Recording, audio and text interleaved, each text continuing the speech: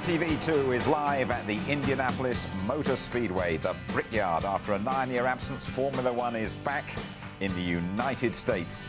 We have just 3 races to go, just a couple of points separating Häkkinen and today's pole sitter, Michael Schumacher. This Grand Prix could well be absolutely crucial. These are live pictures of the circuit that you're seeing here. A massive crowd, over 200,000. Redesigned circuit has been a sellout for months. You know, you can't get a hotel room anywhere in a 50-mile radius. Indy has gone F1 balmy. And hello there. We are 6 hours behind you here, just after midday. It's officially the start of autumn in Indiana. And how? 25 degrees it was yesterday, a total change in the weather overnight. Temperature struggling to reach 14 or 15 degrees, and we have had plenty of rain here as well. Now then, Tony, can you believe it? Formula One at Indianapolis? I didn't think it would happen. 91 years of this place.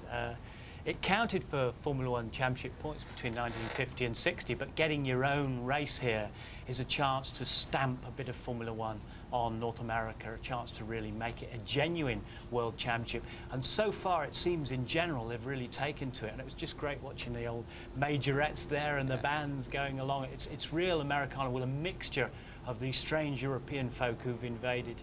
And we've been talking about the rain, Tony. There's a lot of it around. They normally, if it rains here, they go, no race, fellas. That's right, that's right. And what it means is in past Indy 500s, stopped after 20 laps or whatever, they might race the next day when it's dry and the crowd all have to go home, and if they can't make it on the Monday, then that's tough. But they do not race in rain, so if it's a wet race, and there's a distinct possibility of that, it's history in the making here. Well, it looks as though it is going to be a wet race, as you can see there, and a wet and a windy one as well. They have spent, you know, over £30 million redesigning Indianapolis in less than a couple of years. Indy, they call it the racing capital of the world because of its rich history. Murray Walker has been looking back. The Indianapolis Motor Speedway was founded in 1909 as a testing ground for the area's growing car industry. The track was originally made out of crushed stone, but accidents in the first race convinced the owners to pave the speedway with 3.2 million bricks, giving it its nickname, the Brickyard. Ray Harroun won the first Indy 500 in 1911 at a speed of just over 74 miles an hour. Since then, the Indy 500 became one of the most prestigious races in the world, with stars of Formula One eager to test their nerve between the walls of the banked oval. Jim Clark and Graham Hill won successive 500 races in 1965 and 66, shocking the Americans by beating them at their own game and in their own brickyard. And since then, names like Stewart, Piquet, Fittipaldi and Mansell have raced with greater or lesser success. Jacques Villeneuve won here in 1995 and is the only Formula One driver to have raced on the old track. But now the rest of Formula One has arrived and some new history is about to be made. Absolutely a bit of history being made. They're doing their best to clean up the revamped circuit. And as Tony has told you, incredibly, they don't race here when it's wet, and so one or two of the crowd here are going to be very surprised to see cars running at all when it is wet. Big Ferrari support here as well, as you can imagine, with Michael Schumacher on pole too. As I say, this place has been taken over by the world of Formula One. The Indianapolis Colts are at home tomorrow night. They're playing Jacksonville, and Jacksonville had to stay out of the city. No hotel rooms anywhere to be had. And the US Grand Prix due off in just over 50 minutes' time. Delighted that we're joined in the studio here by Adrian Reynard, sort of an engineering racing legend, I think probably what describes you, doesn't it? 30 years or so in the game. You've won in every formula, very much involved, as we can see now with British American racing. Just give us your thoughts first of all about F1 coming here to Indy. I think it's a great event.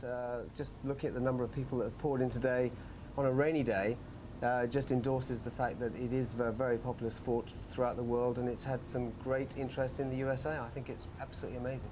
And one or two of the locals have said here, why should we change everything for Formula One? Why should we stand Indy on its head for Formula One?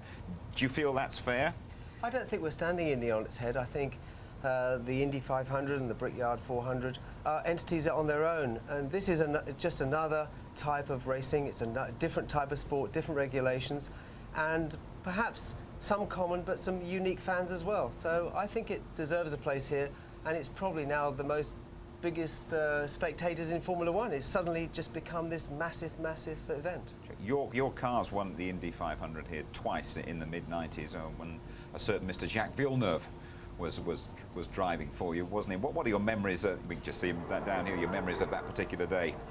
Yes, well, it was an amazing thing because, as you probably recall, Jacques was actually 2 laps down, and I was watching the leaderboard from the grandstands, and we just didn't think he'd have a chance. But then he actually fought his way back. I remember on the grid, I'd said to him, look, I guarantee this car will last 500 miles. And he said to me after the race, his biggest worry was that he was going to have to do 505 miles, and he thought the warranty had run out. How about this time around for BAR? I think that you were lumbered with a rather unfortunate quote that you might have said with your tongue in your cheek when you arrived in F1. You said, we'll win our first race, and everyone has used that quote to hang you, haven't they, really? Yeah, I don't mind being hung. It's something which I think is quite an important thing to do, is to have that will to win, and I don't change my aspirations now. I never have done. Maybe I thought that I need to believe we could win. That was really what it was. I think it would be foolish to say that you could come up against Ferraris and McLaren's establishment and just go out and win. But I think if you're not here wanting to win, then you don't belong here. We're not a being there type of organisation. Nobody in our company at BAR nor Reynard wants just to be there. We all want to win, and we have our eyes set firmly on the top, and we want to be there at the moment. This year, we're being realistic. We would like to try and be there behind Ferrari and McLaren, and we've qualified there now. And so anywhere short of that, we're disappointed. You see, one of the accusations about Jacques Villeneuve staying with you, and it's been asked, well, why should he stay with a team that's down the back and has got no chance of winning and being at the front where he deserves to be? Well, he's a believer. And with Reynard, we always supported ourselves with people that believed in us. And at BAR, we started a team from nothing. 2 years ago, we had 3 or 4 people. Now we've got over 300. And I'd like to say hello to you guys back at the factory, and thanks for all your effort for getting us here. We've got a reliable car, and it's not something you do overnight. You can't build a company from nothing to a fully cultured world beater in a year or so. There's just too much going for it. McLaren and Ferrari are doing too much, too well, too competitively. Their engine suppliers are too good, too powerful, and it's a big challenge, but that's why we're in it. That's why Honda's in it with us, because we like the challenge. We like to beat them. We learn from our mistakes, and we've made plenty last year, I'm afraid. but we're going for it. I was going to say that. I mean, hindsight is a wonderful thing. You mentioned the mistakes that you, everybody does make mistakes when they go into a venture like this, but which ones in particular, looking back, would you say, well, perhaps we shouldn't have done that? I wouldn't admit to any on the air, but we didn't have a very reliable car. Just looking on the technical side, I'm not speaking commercially or business-wise, our car wasn't as reliable as it ought to have been last year. We had a pretty poor reliability record. Whether it would have made much difference or not, I don't know, because the points system in Formula One, so few people, only the top 6 score points, and we didn't really get that close. This year, if you take out just the chassis, we've had a 92% reliability factor, and if you look at the whole scenario, including driver spins and the odd engine problem, we're about 70%, which isn't bad. McLaren won the championship last year with about 70% reliability factor. Obviously, we're now working with Japanese, and Honda don't like to make any mistakes, so our philosophy is 100% right, and we've got to make it right. But we think we've got everything there to be a real challenge next year. Okay then, thanks for the moment. Let's just take a spin, shall we, round this Indianapolis Speedway. Even in the rain, they're going to be hitting speeds of over 200 miles an hour and at full throttle for over 20 seconds of each lap. Here is Martin Brundle to chat you around, and at the wheel, it's Jacques Villeneuve in the BAR in the dry. On board with Villeneuve, pulling 3.5 lateral G through the banking. Even the camera's a little bit upset as it wobbles around. 200 miles an hour over the start-finish line, building to 210. Don't run too close to the wall. There's a cushion of air there that'll slow you down. Now brake very, very late, down to second gear. 70 miles an hour, short squirt on the throttle. Just 60 miles an hour through turn 2, and into turn 3 immediately a sweeping right-hander out to 130 and straight into the entry of 4. Now ignore the exit of the corner, get hard on the throttle, building through 105 miles an hour, and again straight into 6, 75 miles an hour. Villeneuve struggling to get the front end of the car to the apex of the corner, trying to get some camber thrust, and once again a short squirt, 70 miles an hour onto the back straight. 500 metres now, building up to 185 miles an hour. Be on the right-hand side at the end, ready for turn 8, down to 75 miles an hour. Now you're into the Mickey Mouse part. Turn 9, just 50 miles an hour. Doesn't it look and feel and sound pedestrian? Turn 10, 60 miles an hour. Now the most important corner on the circuit, it doesn't look much. Turn 11, 80 miles an hour. But after this, you will not lift the throttle again for about a mile. Sweeping through 12 now, 155 miles an hour. Keep it low initially. Now you can start to climb up the banking. Watch Villeneuve use all of those 9 degrees to try and catapult out. He'll move towards the wall initially and then away once again into that long pit straight. It looks easy enough in the dry. I wonder how it will be if it rains for the race. Well, I'm not sure if it's going to rain or not, Adrian, but it is going to be very, very wet, isn't it?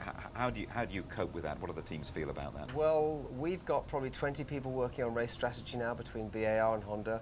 It's a lot of it's expert systems now. We write software for it. We try and look at every eventuality.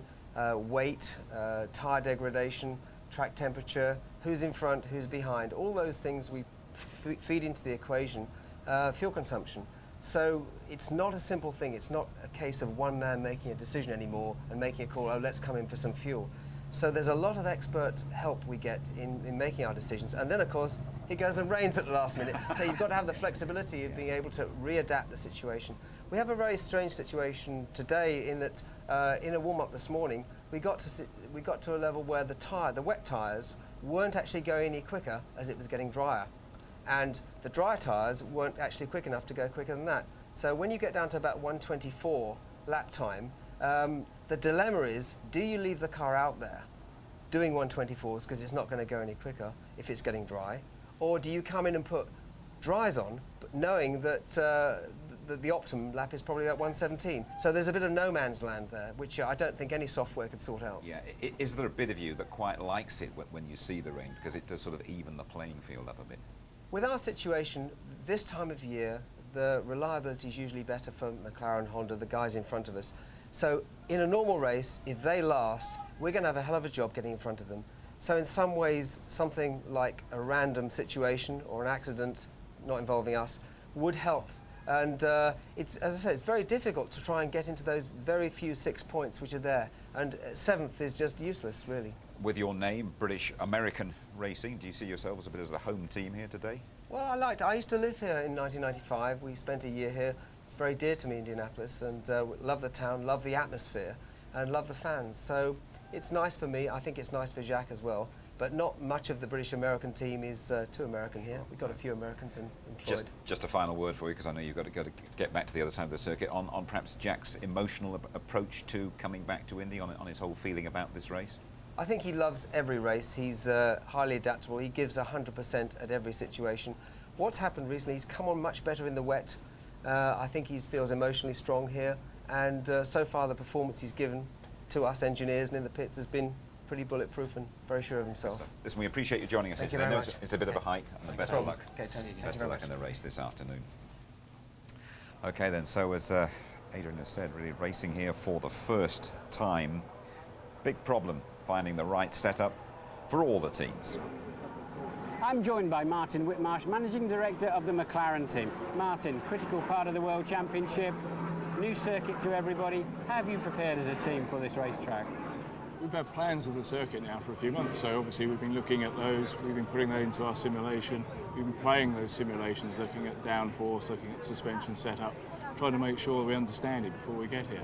Once you get here, of course, real world is always different from simulation. So quickly, in the first few laps, we had to try and understand that. The circuit really is divided into two. We've got the high-speed oval part of the circuit where you want low levels of downforce, and we've got the infield where ideally you'd have a lot more downforce, so you've got the grip out of the slow-speed corners. Yes, the last two corners, plus the long straight, 926 metres. I think the cars are on full throttle over 22 seconds, and you've got a 9-degree banking. Have you had to do a specific setup for this Indianapolis track that you wouldn't perhaps use anywhere else? We've been obviously looking at the loads on the suspension. They're not that high, in fact. I mean, we're pulling about 3.5 G through that last one, which is very high by anyone's standards, but by comparison to Eau Rouge, it's not that dramatic. The actual setup is really, and the trick this weekend is going to be balancing the requirements of the high speed and the slow speed parts of the circuit. After qualifying, I think we'll see all the teams losing downforce to a much higher extent than we have, really trying to second guess where other teams are going, your closest rivals are going to be in terms of downforce, so you don't get out dragged on the straight. Of course, that interview was yesterday, and it's a very different Indianapolis today. A lot of rain about. If you're just joining us on ITV2, welcome to you all. You're watching the build-up to the first American Grand Prix for 9 years, and the off will be just over 40 minutes time, and there's a crowd of over 200,000 here at the Speedway. Okay then, Tony, let's have a check back to the qualifying in the dry yesterday. Schumacher, as they call him around here. Oh, Mike, they call him Mike Schumacher right now. But he had that qualifying session in the palm of his hand, didn't he? Yeah, he did. I think very pleased all the work that they did at Fiorano and Mugello, especially with these new harder Bridgestone tyres, this special carcass they've got. All their simulation seems to have worked. He made some small adjustments during this first qualifying run, but Hakkinen had gotten fastest initially. Then he did this 14.4, which was very, very quick. The car looked stable. He felt good. You know, he says, I've got a heart after all, after all these dramas in Monza. He sort of psyched them out a bit there, didn't he, Michael? Because everybody dashed out because they thought it was going to rain, and he sat back there and took 5, as they say over here, and then took the session over. Well, he didn't want to go in the sort of traffic jam on the M25. He hung back a little bit, and even though there were spots of rain, he said, I saw them on my visor, but I just pushed that bit harder. Did that 14.4, again, very impressive. And then Hakkinen got very, very close to his time, didn't he, to Schumacher's time? Yeah, I think this was very impressive from Hakkinen and McLaren. They've been struggling a little bit with the setup of the car, and this is because these very, very hard tyres have had to compensate with softer springs as well. And you know when Mika's not happy with the car, he's not putting the time in, but he made a big effort here, and you see how high he was going up on the white line, and then that slingshot down through turn 13. He was quite pleased with that. One of the unusual aspects of the qualifying session was the teamwork that we saw in it, both Ferrari and McLaren. I think this is going to figure in the race as well. Almost practicing for the race. Very, very long straight. In the States, it's called drafting. You know, we call it slipstreaming. The car in front makes a hole in the air, and you can get up the speed. And Hakkinen said, I only got 2 laps left. Adrian Newey went over to Coulthard and said, would you like a tow? Well, of course, great gift, thank you. He got that extra bit of speed down the straight and got himself onto the front row of the grid, got himself into second place. Look how close he was there on the wall. Lovely, lovely driving there. And Coulthard enjoys that, but he said you feel like a racing driver going flat, flat, flat through there all the way. And they were very chuffed. There's Lisa Dennis, Ron Dennis's wife. She's happy with the team performance there. Now, but I'm not sure whether Hakkinen wanted to be on the front row of the grid. Did he want to be on the second row of the grid because those line of bricks? Now Schumacher's managed to get the grid moved backwards as well because of the fear of lack of traction at the start. We'll hear more from James Allen about that in a moment. But do you think there might be a little bit of Hakkinen blowing in Coulthard's ear saying, well, I helped you in qualifying, but you've got to help me when it matters? I think it's going to be, as they keep saying, it's a team game. Ron Dennis said, look, there are no team tactics there, but it is in our contract. If we need to radio him through and say, you've got to move, contractually we're allowed to do it. And I think Coulthard is prepared for that if it happens. But equally, Ron Dennis admits that if something happened between Hakkinen and Schumacher, then Coulthard's back in the championship race if he can win it. Jenson Button is going to be replaced by Juan Pablo Montoya, who's watching and saying nothing to anybody from the Williams garage and watching a very impressive performance from Button. Yeah, I mean, I don't think it's spurring him on that much. It can't be comfortable having the guy that's moving you out of your job for 2 years, but he's been impressive right out of the blocks, Jenson Button, as he was in Spa when he had the third place. 6 here is very good. That upset Ralph a little bit. Well, he out-qualified Ralph Schumacher, didn't he? Yeah, but Ralph has been saying, you know, I'd like to keep Button. Of course he doesn't want Montoya coming into the scene and upsetting it all. But when Ralph gets it slightly wrong, it gets to him. He gets frustrated, he gets upset. The car wasn't to his liking. He'd had a few problems. Here's another spin. You know, he ends up down in 10th and Jenson, you know, in that 6th place. But they're actually good teammates. They work very, very well together. And I think Luciano Berti from Jaguar's new driver next season, he's going to join us here in a couple of minutes' time. But a pretty dismal old day for those Jaguars in qualifying, wasn't it? Jaguars, Jim, the Jaguar. Yeah, it's disappointing because Irvine said we squeezed as much out of the car as we could. This was on an in-lap, slight lack of concentration, whatever. It has a little spin coming in. Lack of traction seemingly everywhere, and Johnny Herbert complaining even more than Eddie Irvine. Eddie saying, look, we're working well as a team. So he's been quite diplomatic at the moment, but it's not as good as it should be, and they're under the microscope. Here, the home of Ford. Right then, 35 minutes to go to the off. Tony, just chat us through the grid. Well, Schumacher very happy with that pole position, of course, but Coulthard will want to make a really good start there. Will Coulthard be out there as the hare to really push Schumacher as hard as possible?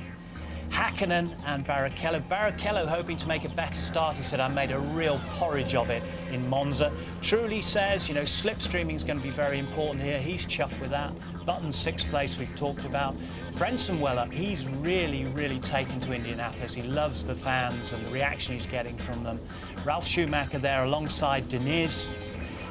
Alex Wurz has had a pat on the back from Briatore because he said, you did all your homework, you did very well, but your teammate didn't. He's had a slap.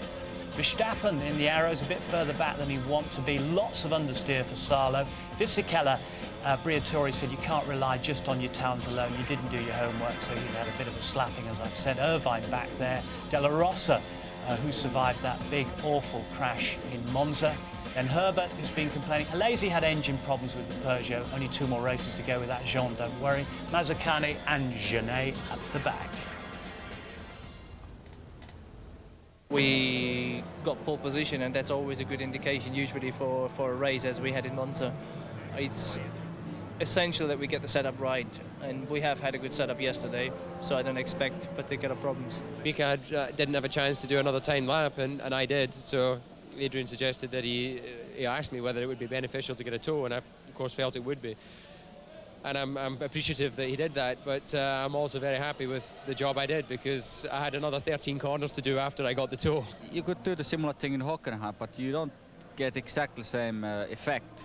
Example in Hockenheim, what you do over here, because that banking is just incredible. It takes a lot of speed away if you don't follow somebody. So it was good help for David, and like we discussed earlier about the starting grid, you know, starting pole position probably is not the best place to start. It's going to be a very interesting race with this long straight. The slipstream will be very important, and we'll see. I think it's going to be interesting. I think I pushed a bit too hard. The team always say, just push as hard as you can, and if you go off, you go off. But I think I pushed a bit too hard and got a bit wild, but there you go. But still very well placed for tomorrow.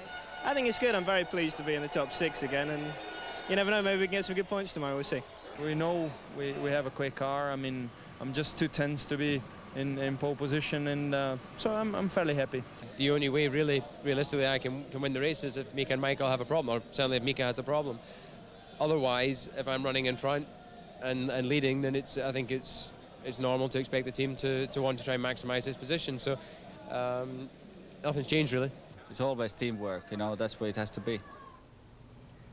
Teamwork then, 3 to go. This Grand Prix is looming, then Japan in a fortnight and the climax in Malaysia.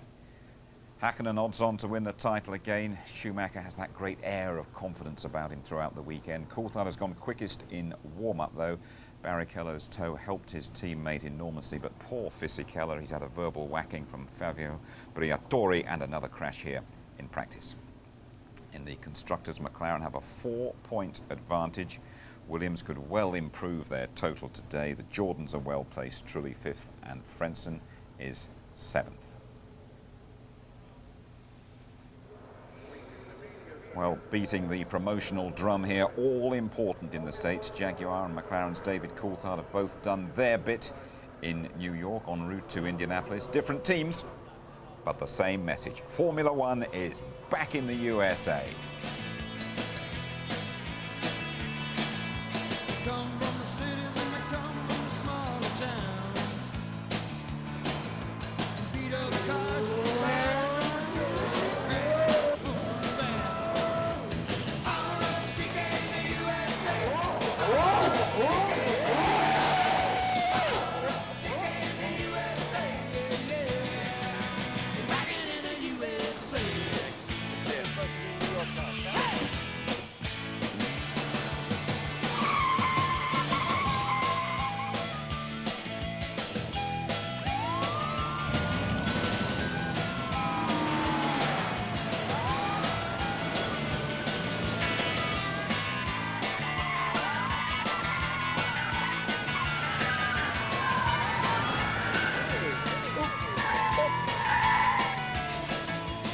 Can't drive like this. Come on out of the car. Come on out.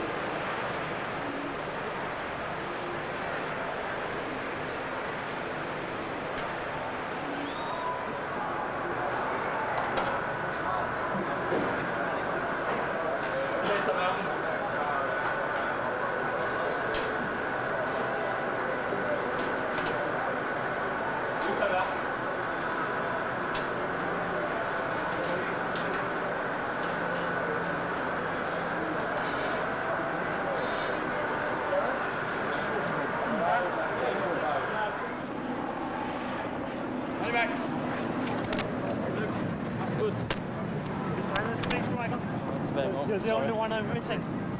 Please, Michael. I think I got Schumacher, meine Söhne. Danke. Ja, viel Glück. Viel Glück heute.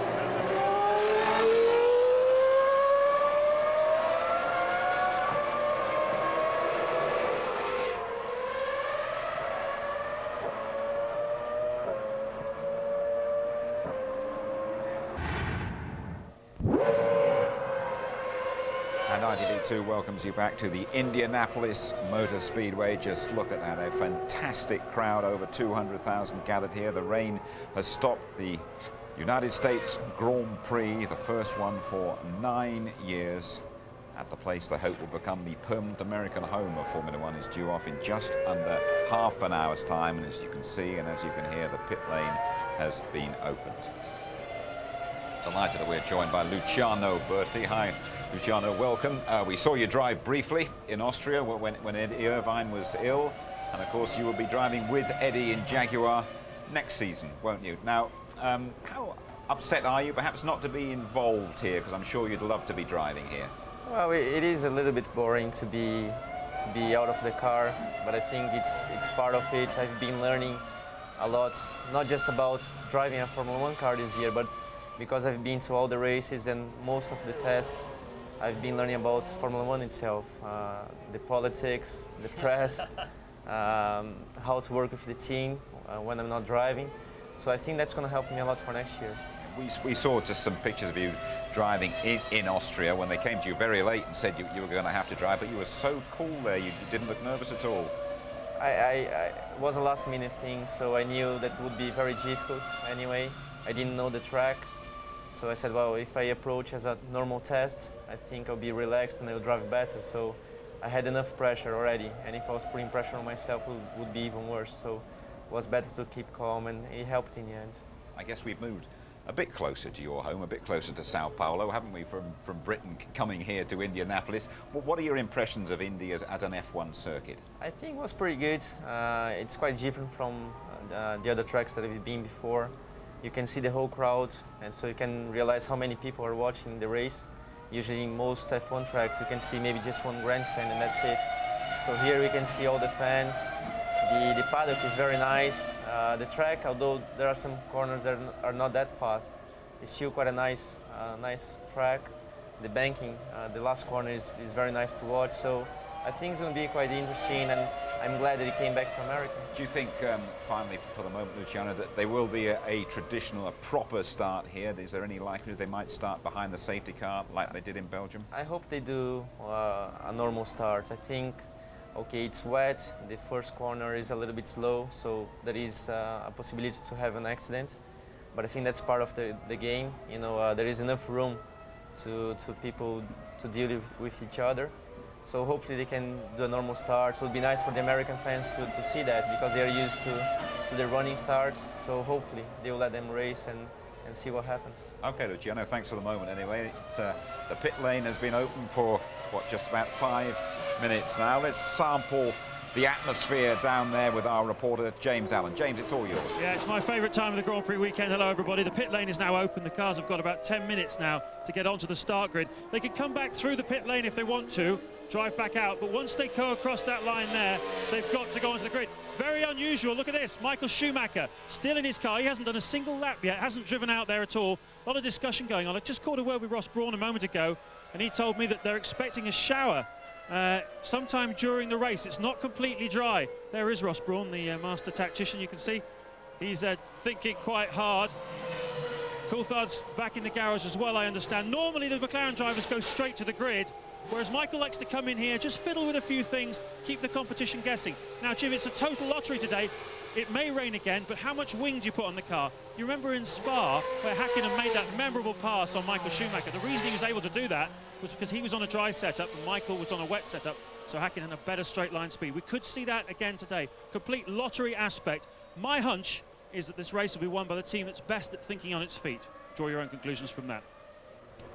Thanks very much indeed, James. Ferrari have been the quick thinkers this season, really. Well, if any of you out there have ever watched Formula One and envied the drivers, watch the next couple of minutes very carefully.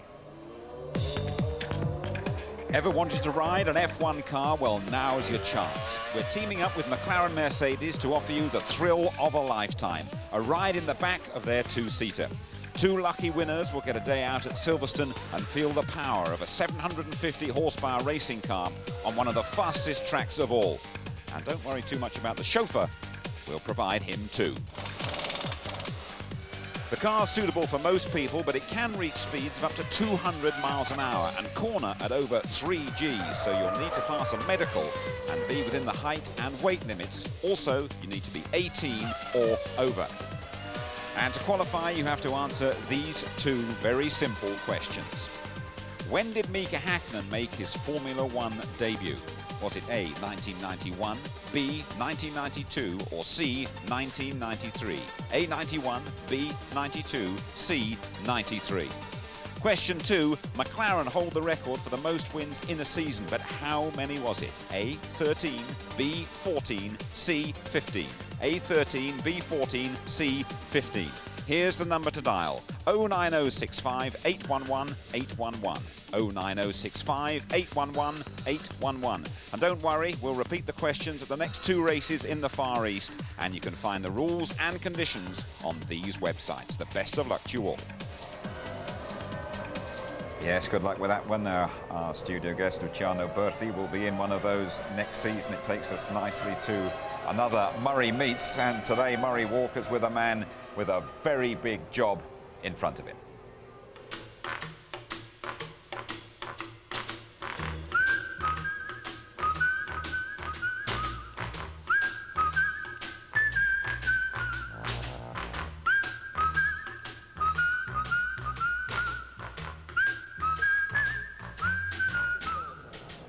It's no secret that Jaguar have had a pretty torrid debut season in Formula One and that some sort of dramatic action was going to be taken. Well, here is the dramatic action. New head man, Bobby Rahal. Bobby, how do you see your task? What do you got to do? Well, I think, you know, given the season to date, as you mentioned, initially, I'll be attending, you know, the races the rest of this year, but really trying to understand, when you consider the resources that are at work here, you know, the might of Jaguar cars and the commitment of Jaguar and Ford Motor Company, and given the fact that the reputation and prestige and image of Jaguar cars is on the line, you know, first thing is to understand, well, where is the disconnect? Where is the problem? Because by all rights, this should be one of the most successful teams if you just look strictly at the resources and that commitment. So over the next several months, that's obviously job 1 is to find out where the problems lie, and then job 2 is to put into effect the solutions. Now, let me hit you with the hard one. I mean, you're a top man in American racing. You've won everything there is to win. You've had your own team with enormous success. You have driven in Formula One a long time ago.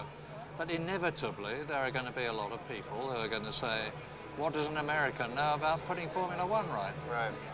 Well, I don't think that, first off, I'm not the engineer. I'm not the designer. Right. I'm not the aerodynamicist. My task is to create the organization, which means that, above all, I have to find the right people for those types of positions.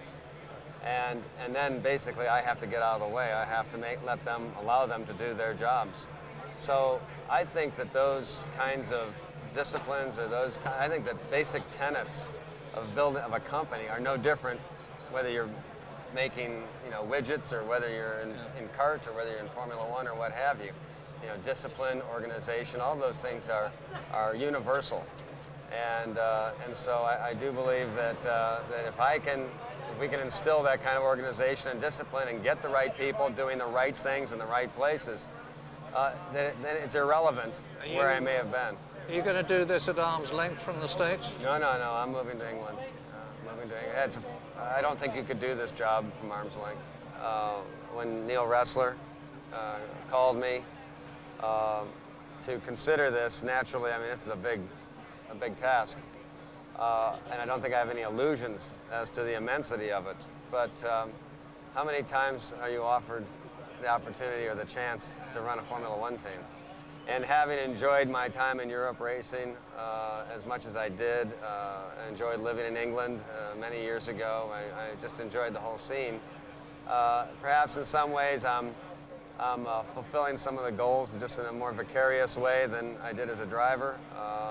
I just feel that this is an opportunity for me, that if I can help turn this thing around so it's successful, that for me, my relationship with the sport, and my relationship with Ford Motor Company and Jaguar, and just the sense of self-satisfaction will be tremendous. You do realise that if you crack it for Britain and for the world with all the emotional appeal that Jaguar has got, that you will at least be Sir Bobby Rahal.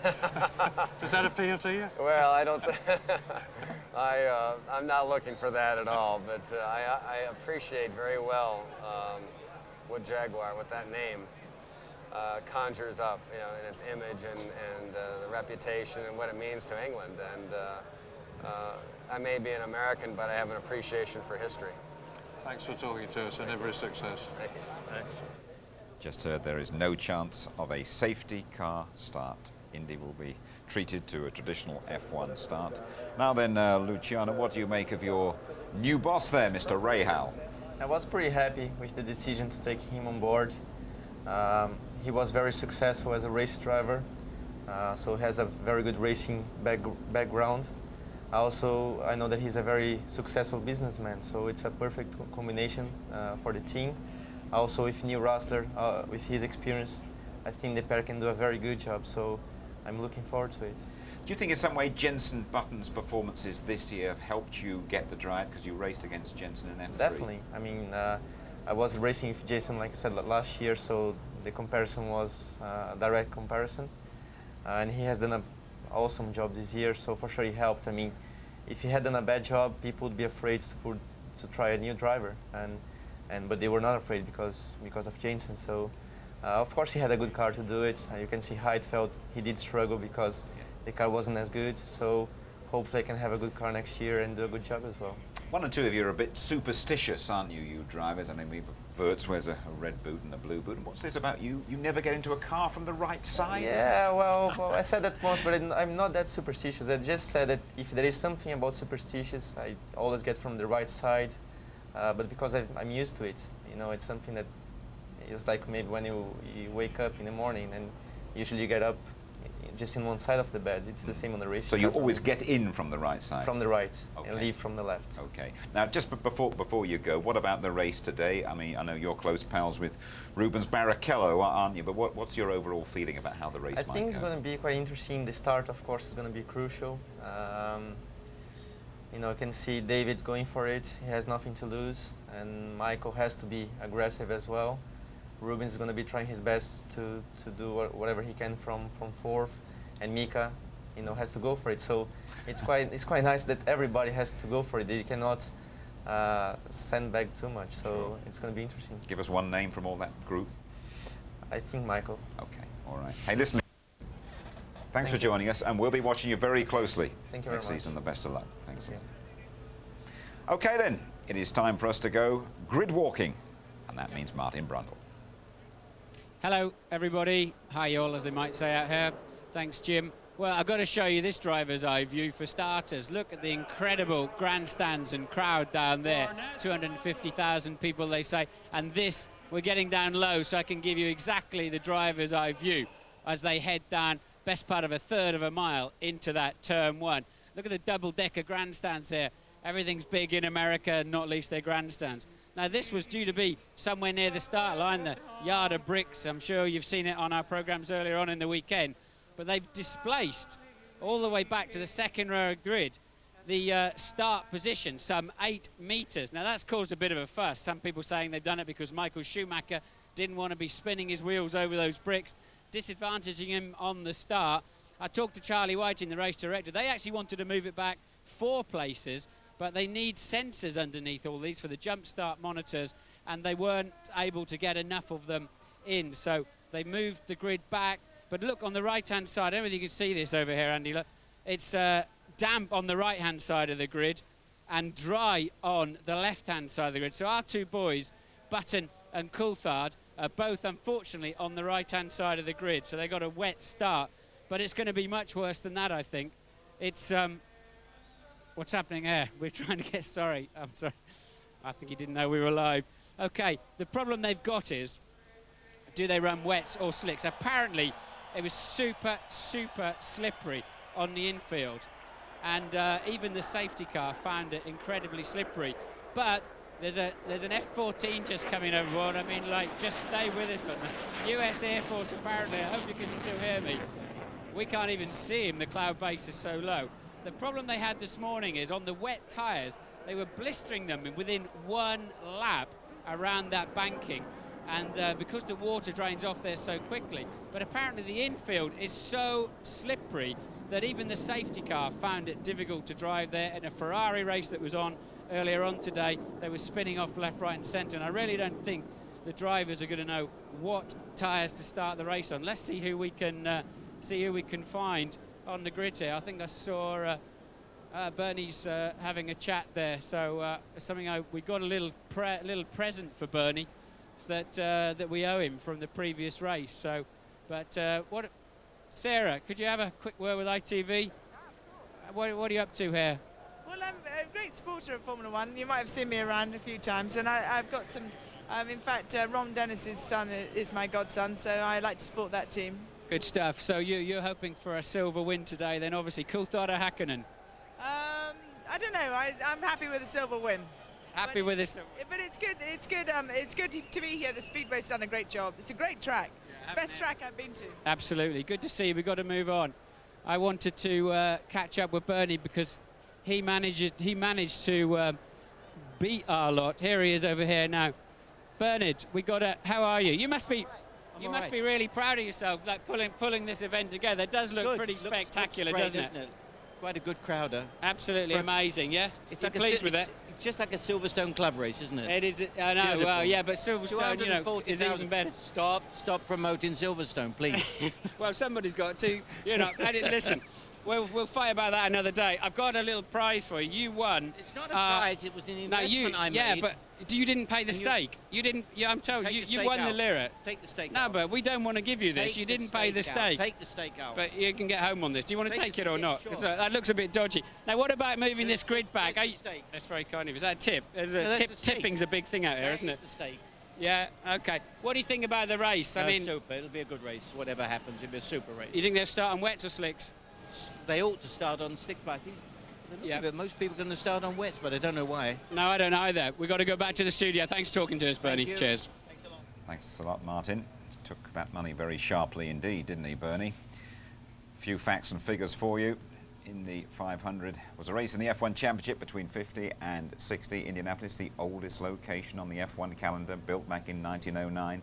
63 days to lay the original brickyard. 360 bricks, and we've been talking about that start-finish line. The last USA Grand Prix was held in Phoenix in '91, and Hakkinen's finished first or second in the last 6 Grand Prix. He has scored points in the last 12. There we are then, the facts and figures for you. We are all set for the first ever United States Formula One Grand Prix at Indianapolis. It is coming right up.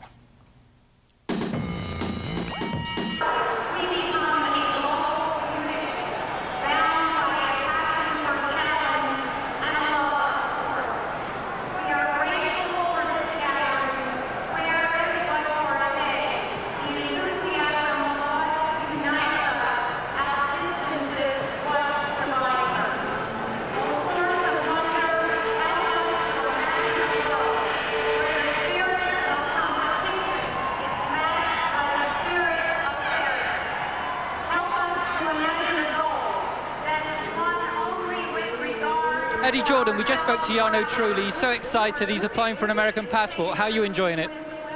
Well, I think I've got the American passport. It's an Irish one. I mean, half the people here seem to be from Ireland. It's either Italian or it's Irish, so we've taken over the place. So I can understand why Jarno feels that way.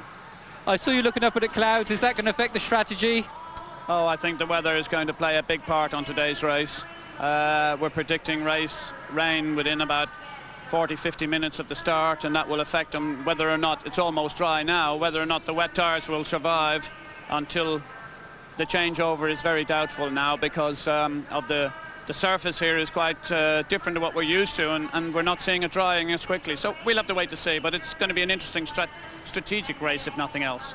Thank you very much and good luck. Thank you.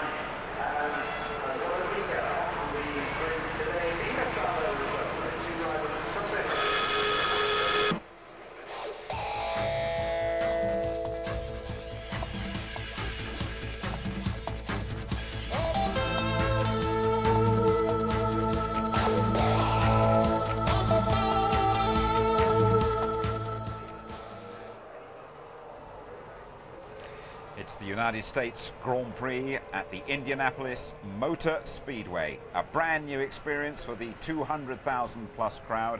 It is very nearly time for those gentlemen to start their engines. Some big tactical decisions to be made. Here's Martin Brundle, and first of all, it's Murray Walker. Welcome, Formula One race fans, to Indianapolis. And you know, I never thought I'd say that. I feel a bit like a starving man in Harrods Food Hall, and it's great.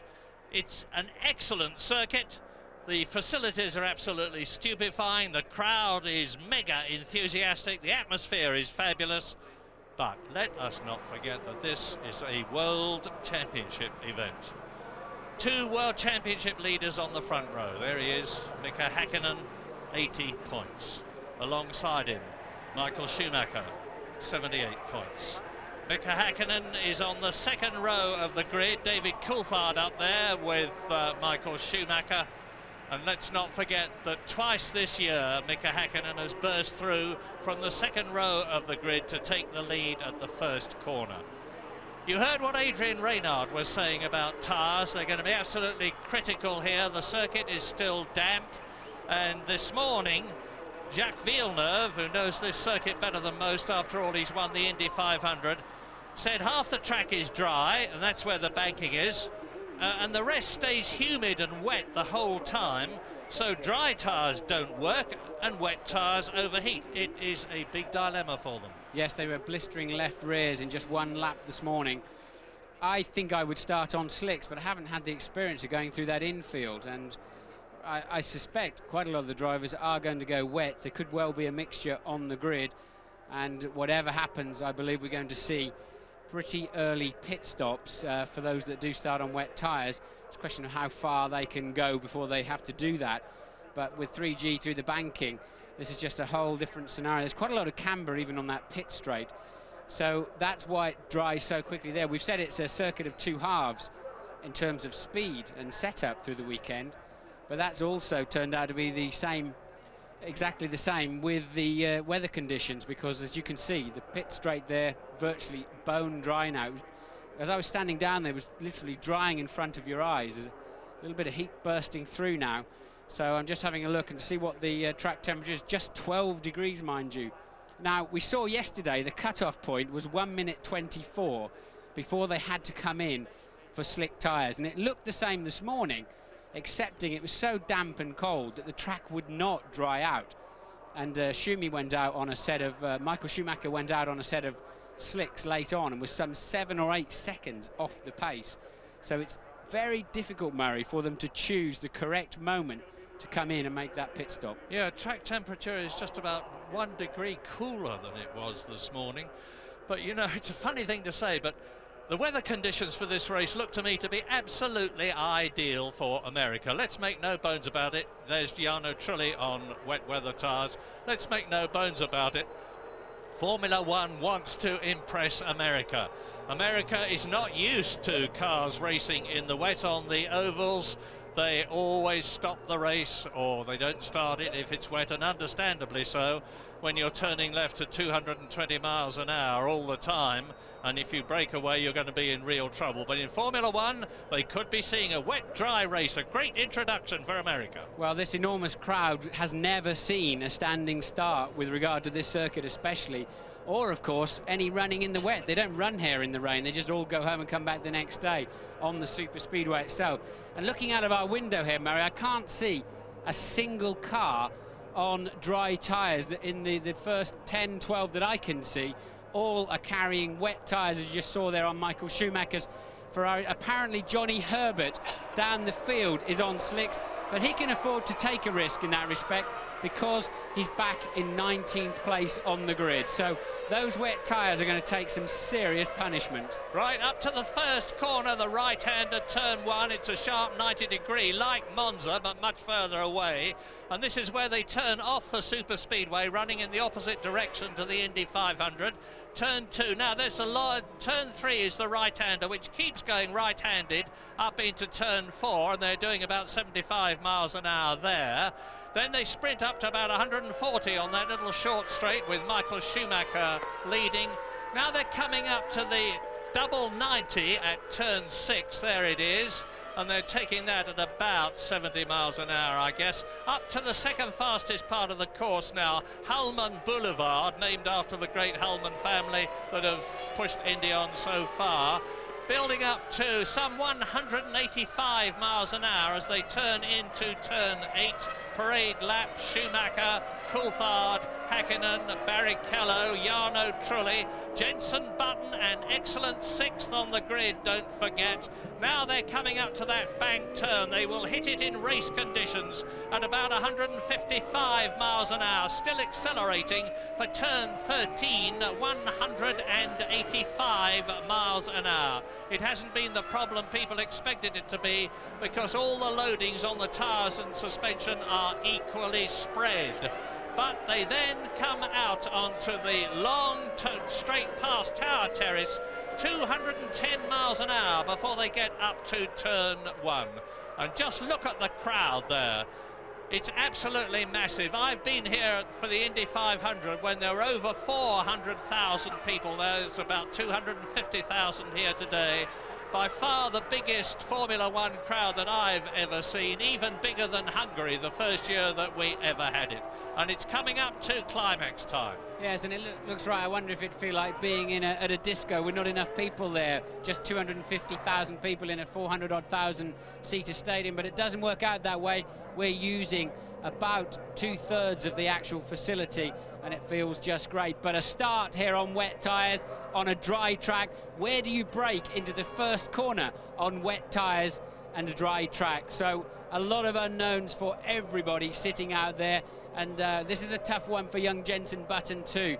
This is going to be a very strange first few laps of this Grand Prix, Murray. 73 laps. Michael Schumacher on the right, David Coulthard on the left. 1 light, 2 lights, 3 lights, and the American Grand Prix is go! Coulthard jumped the start. Coulthard will get a jump start penalty for sure. He was rolling a long time before the lights, so he's in the lead at the moment, but I'm absolutely sure Coulthard jumped the start. And look at Barrichello attacking Hakkinen, but it's Michael Schumacher, if Martin is right, effectively in the lead. David Coulthard in front at the present moment. Schumacher second, Hakkinen third, Barrichello in 4th position, where he started. Jarno Trulli is still in 5th place. In 6th position, Jenson Button has held his place, but Jacques Villeneuve has come up ahead of Heinz-Harald Frentzen, it looks to me, and the young Canadian who has won here at Indy is making a colossal fight of it as they come into Hulman Boulevard. And Johnny Herbert on those slick tyres is last, absolutely plumb last, I believe now. So certainly those wets are doing the job in these early stages, but how long will they last? Yeah, jump start under investigation. David Coulthard is being investigated by the stewards of the meeting. They will be looking at tapes of the start there to decide whether David has jumped it. If he has, as Martin said, of course, he's going to have a penalty. Yes, I don't think they'll have to look at the tapes very long, unfortunately. Coulthard was definitely rolling as the lights changed, so that is a bit of a false lead for him at the moment, but he's very, very fast through the first part of this lap. Look at the cars moving around on that banking. The tyres squirm under that load. They're there to clear the water, not to lean on a 180-mile-an-hour long corner. And who is the fastest man on the track as the Jordan there comes out and takes Ralf Schumacher? Frentzen passes Schumacher, that's for 8th place. Frentzen then whistling up the inside into turn 1. You're going to see a lot of that this afternoon. They're carrying a lot of wind, but they can follow through those last 2 fast corners and get a tremendous slipstream on their way down to turn 1. 926 metres is the first pit straight. And who has got the wing loadings and the tyre fuel combinations right? We've got a long way to see. We're on lap 2. David Coulthard still in front. Is he going to be penalised? Michael Schumacher is second. Look at watch Coulthard on the left there, getting away early. Schumacher tucks in behind him. Mika Hakkinen remains second, and Rubens Barrichello 4th. But it may well be that Barrichello is effectively coming up to 3rd position. There we are. There is confirmation. It looks absolutely without doubt to me that David Coulthard and both Jenson Button and Jarno Trulli have been off on the grass as we look again at the start. And we're on lap 2. David Coulthard is 1.2 seconds ahead of Michael Schumacher at the present moment. Mika Häkkinen in 3rd position. As you look down at turn 1, the McLaren leading the Ferrari, the Scotsman leading the German. There is the Scotsman, David Coulthard, 2 times a pole position holder this year, 3rd in the World Championship at the present moment, 19 points behind, and into the pits comes Jenson Button from... He started in 6th position. Now, is this a tyre change? Yes, indeed it is. And right behind him is Heinz-Harald Frentzen. Yes, a puncture there, so that's Trulli in with a left rear puncture. I wonder if Button had a problem. Button has now left the pit, so it may be tactical from Jenson Button. We think he went off the road. Maybe he's decided to come in for slicks. We haven't seen it on screen, but Button did go off the road. Now, whether he's collected a lot of grass in the radiator ducting, I don't know. And whether they put slicks on, I'm sure we'll find out very shortly. So here are the top 10. David Coulthard now 1.7 seconds ahead of the battle between Michael Schumacher and Mika Häkkinen, the 2 championship leaders, with Rubens Barrichello there in 4th position. Look back for Jacques Villeneuve, who is in 5th position now. He's fought his way up ahead of Heinz-Harald Frentzen. Ralf Schumacher is 7th, Zonta is 8th. Then it's Deniz and Jos Verstappen in the arrows, 10th. Excellent. Yes, I think Fisichella may have jumped the start as well. Now looking up, we've got car 2 and 11 under investigation by the stewards at this early stage. Coulthard extremely eager to get away. And, well, when I thought I saw it out of the corner of my eye, but when they showed it in slow-mo, very clear, Coulthard was rolling when the lights changed. Martin, why on earth haven't we had a decision already? You've seen the tapes, I've seen the tapes, the stewards can see the tapes. Why haven't they said something? They've got 20 minutes to notify the team, and the team then have 3 laps maximum before they must pull the driver in. So they'll have to, Coulthard needs to get as far out front, they need to leave it as long as they can before they bring him in so that he doesn't have too much of a penalty. Remember, in Canada, when Coulthard's car stalled on the line and he got a stop-and-go penalty there, it cost him very, very dearly, and it'll be just the same this afternoon, despite that 1.7 second lead he's got at the moment. Well, Michael Schumacher is lapping within a few hundredths of a second at the same speed as David Coulthard. He will, of course, almost certainly have been told by Ross Brawn, his team chief on the pit lane, that David Coulthard is under investigation. Schumacher will be keeping in touch with David Coulthard, hoping, no doubt, that he is going to be pulled in and that Schumacher will be able to take the lead. Mika Häkkinen is now nearly 2 seconds behind Michael Schumacher, and you can see that Schumacher is closing inexorably on the leading McLaren of David Coulthard, with Barrichello now 4 seconds behind the race leader. Heinz-Harald Frentzen is the man to watch at the present moment. He's in 6th position, but he's closing on Jacques Villeneuve, who is 5th, looking back down Hulman Boulevard, which is absolutely clear at the present moment. Lacey in the pits. Now, he's always one of the first. Look, Schumacher getting very, very close to Coulthard. As I said, Coulthard blistering rear tyres very early this morning. Lacey is often the first to be brave to come in for a set of slicks. He's the best on a damp track. Go! Michael's going. Sorry, Martin, on you go. No worries. Michael there having a look. He looked close enough, but I think the camera angle there was a bit deceiving us. But Michael clearly with the faster car underneath him, and Coulthard's job really, with his, I'm sure he knows he's going to get a stop go as well, is to keep Michael behind him as long as he can and give Häkkinen the chance to get in the hunt. So Coulthard's best thing he can do for the team now is let Häkkinen come into the hunt. Yeah, this is lap 5, and when are the stewards going to say whatever they're going to say to Ron Dennis, boss of McLaren? David Coulthard watching his mirrors, putting himself in a position where he's going to make it very difficult for Michael Schumacher to get through, but Schumacher attacks. He's going to try and go around the outside at turn 1.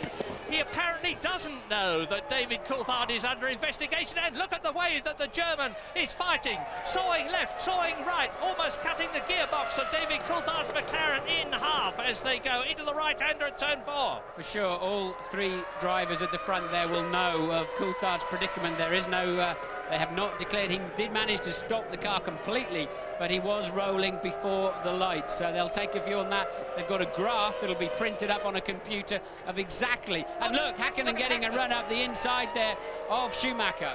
I must say that David Coulthard is doing a masterly job, irrespective of what he thinks his future is going to be, because he's making it mighty difficult for Michael Schumacher. I do believe that if Schumacher could get past him, he could get away from him, but he can't get past him, and now he's got a big worry. He's got to A, try to get past Coulthard, B, stop Häkkinen from getting past him.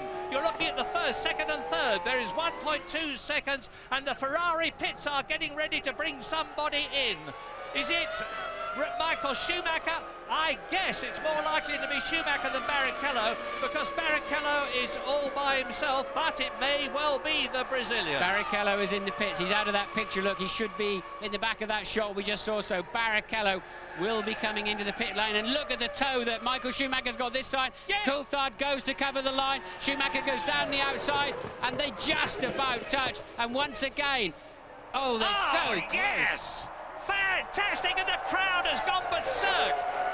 They might well be Italians rather than Americans. They appreciated that. They love to see a fight, and my gosh, they got one. Now, I bet Coulthard will move over and let Häkkinen through. Yes, that's exactly what he's done. He's done his job as best he could, knowing that he's under investigation. He's held Schumacher up as long as he has, that could. The German has fought past him brilliantly. Häkkinen has taken over the attack now, and I'm expecting Coulthard, if the stewards say thumbs down, to be in shortly. Yes, it was very, very brave by Michael Schumacher, and I have to say, Coulthard making life as difficult as he could, and then played it fair. It would have been awful if Coulthard had bumped Schumacher out of there. It would not be the correct thing to do. That's not the sort of thing David would do. But he sure is going to make it as hard as he can. And Schumacher putting an enormous amount of faith in David Coulthard there with his championship chances. Incredible. Look at this. Squeezes Coulthard across the curve. They must have touched. That was so close. Oh, now listen, the fastest man on the track at the moment is Johnny Herbert, down in 16th position in the Jaguar. He must have changed tyres. Indeed, he has changed tyres. No, he started on the dries. Remember, the conditions are getting right, and there's hot news from James Allen. Mika Häkkinen is in the pits, as you can see, going to the slicks. All that excitement with the pass of Michael Schumacher. Rubens Barrichello put the slick tyres on when he made that stop. Now look at Jenson Button's times. He's 4 seconds alone faster in the first sector on the slick tyres. Michael Schumacher is going to have to make this switch very, very soon as well. It could be the opposite of what happened in Spa. McLaren reacting first to put their man on the slick tyres. Michael's got to get in very soon to make that switch too. Yeah, Johnny Herbert is laughing. He started on dries. Remember, he's 44 seconds behind the leaders, but he'll make up a lot of time. He's not going to have to come in. Yes, it costs you about 38 seconds in total to stop here. Car 2 has a 10-second stop and go penalty. And the real pain for Coulthard is he cannot change tyres, and Fisichella too. So Coulthard and Fisichella both with 10-second stop and goes, and they cannot change tyres when they're in the pits. They have to go round again. So now we're on lap 8 out of 73 with Michael Schumacher 2 points behind Mika Häkkinen in the World Championship with 2 races to go after this. Just going through the puddles there as he goes into the banking. He didn't go in the pits. I'm absolutely gobsmacked at that. He did not go in the pits. I really think that could be a tactical error there. So Coulthard is in the pit lane for his stop and go. I'm amazed. Mind you, it's a 23.8 from Michael. So he's actually, no, maybe he's right. He's still faster than the other guys who have already moved on to slick tyres. Yeah, 1:24 has been the critical time for changing tyres. 1 minute 24 seconds. Here is David Coulthard taking his 10-second penalty. He came in from the top 3, and this is why he got it. Yes, he's on the right side. He rolled initially, he reacted too fast, then tried to stop it and go again. Sometimes you can get away with that, but that was just a few metres too far there for Coulthard. He rejoins the track, but still on wet tyres. But Michael Schumacher doing a sterling job up at the front, and I can even see the outside of his left rear is blistered quite badly. Look at the dark area there, the shaded area on the extreme left of his left rear tyre. James. The lesson we learned though, Martin, at Hockenheim is you can actually drive these wet tyres, the soft wet tyres, quite hard, let them blister. It doesn't actually affect the performance that much for a little while. I think what Michael and Ferrari are trying to do now is build themselves a big enough cushion that they can get back out in front of Coulthard and Häkkinen, obviously, who are currently 31.6 seconds behind them on the road. Bear in mind what Ross Brawn said to me at the start, though. There's a possibility of showers again, and I'm seeing a few spots of rain begin to fall, so it's very much finely balanced, this. Well, Michael Schumacher's just gone round in 1:23.7. Remember that magic figure, 1:24. And I must say this, while it's still relevant, in fourth position at the moment is the pride of Argentina, Gaston Mazzacane in the Minardi. He has not come in.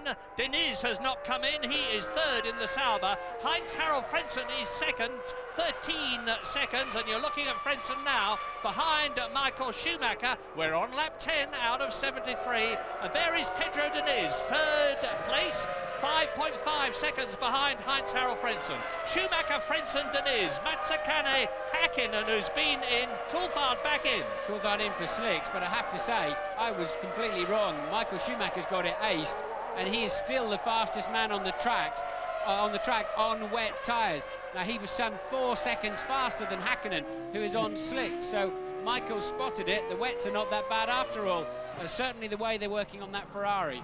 This is Ayrton Senna in reverse. Senna's brilliance was that he could stay out in the wet on dry weather tyres longer than anybody else and put up comparable lap times and go on and win the race. Well, Michael Schumacher, you've heard the situation now, and you look at Pedro Diniz on lap 11. Now, after Johnny Herbert, who I last spoke to you was in 18th position, he's now up into 10th place in the Jaguar as a result of starting the race on dry tyres, fighting at the start when the surface was damp and benefiting as it dries out. He's in 10th place. Yes, it's not going to work for Johnny, though. He's 52 seconds behind the leader, and it's a 35, 38 second stop, so Johnny lost a little bit too much in the early stages. Michael Schumacher now 1.5 seconds a lap faster than Frentzen in second place. Michael going faster and faster each lap, despite the track drying out. There's Barrichello, he's down in 7th place, and still he's 4 seconds slower than Michael Schumacher. So Michael's really got it spotted. Wets are still the answer. Yeah, but look at this battle. 6th is Villeneuve, 7th it was Barrichello, because Schumacher in the Williams BMW passes the Ferrari at turn 1 and sets about the BAR with its Honda engine in front of him. That's a key move there for Ralf Schumacher, because he has already stopped for slicks. So Ralf Schumacher nicely making his way through on the dry tyres. Lap 11. And Barrichello, there he is, he's been in, and it's not a good race for the Brazilian at the present moment, starting 4th on the grid. Now you can see from the matte colour of the tarmac there, which is glistening most of the way on the twisty bit of the infield, that it's still very damp there. And Villeneuve, who you were just looking at as now we join Mika Häkkinen, was saying that it's very, very slippery indeed on the infield. Now watch Mika Häkkinen as he comes up to Gaston Mazzacane in the Minardi, who is in 4th position. He's not been in, and of course Häkkinen has. Yes, Häkkinen on the dry tyres. We know that Herbert definitely started on dry tyres. I don't know about Mazzacane. Maybe we can have a look. They look like wet tyres to me. They look fairly nasty blisters, but Michael Schumacher still in the 1:23s as we go for a short break.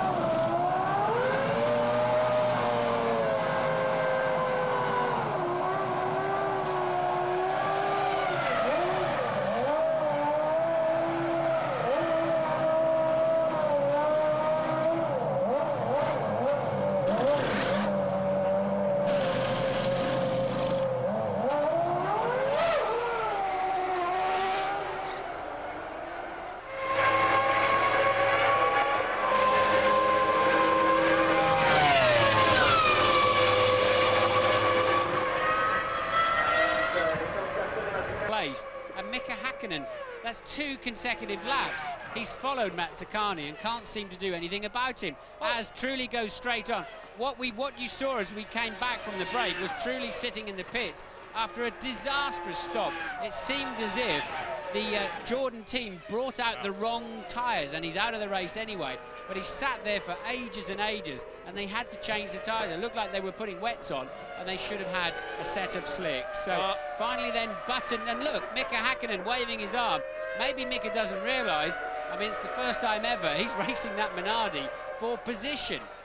Yeah, it's the 7th retirement for Trulli this year, and Mazzacane is in 3rd place, he's in a podium position. He's not going to give up, he should do, of course. Now, where are the blue flags, and why doesn't he watch them? No, there are no blue flags, Murray. He's in 3rd, he should not have a blue flag. As I said, Mazzacane's not used to having a McLaren behind him without seeing a sea of blue flags. He is racing for position. He is totally entitled to hold Hakkinen up as long as he can, as now Frentzen comes in from 2nd place for his slicks. Mazzacane was definitely on wets. I had a look in that last shot, and Hakkinen is now completing his 3rd lap behind the Minardi.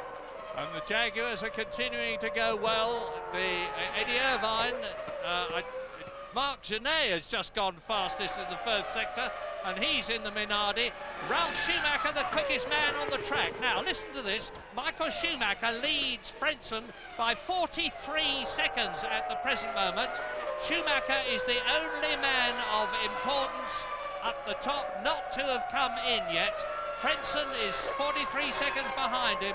Mika Hakkinen is now officially in 3rd position. I'm waiting to see the shot. Where is Mazzacane? But Ralf Schumacher is the fastest of the lot. And there is Jenson Button. Look at his flat-spotted right front tyre. And he's out of the race. Yeah, I think Jenson's locked up big time somewhere, been off the road by the looks of it. This is at the end of the pit lane, so where on earth has Jenson come from? How did he get there? Where did he lock up his tyres? We'll see a replay, hopefully. And look, a few spits of rain on the helicam there. That doesn't necessarily mean to say there's much falling on the racetrack. You do get a false impression from those cameras. And there you're watching Barrichello, who is down in 9th place and not going at all well on those slicks since he changed over. Michael Schumacher still going faster and faster on his wets. Ferrari are ready, and we think it must be for Michael Schumacher this time round. Yeah, but watch Johnny Herbert behind Rubens Barrichello. Johnny Herbert very much in the top 10. Here they come.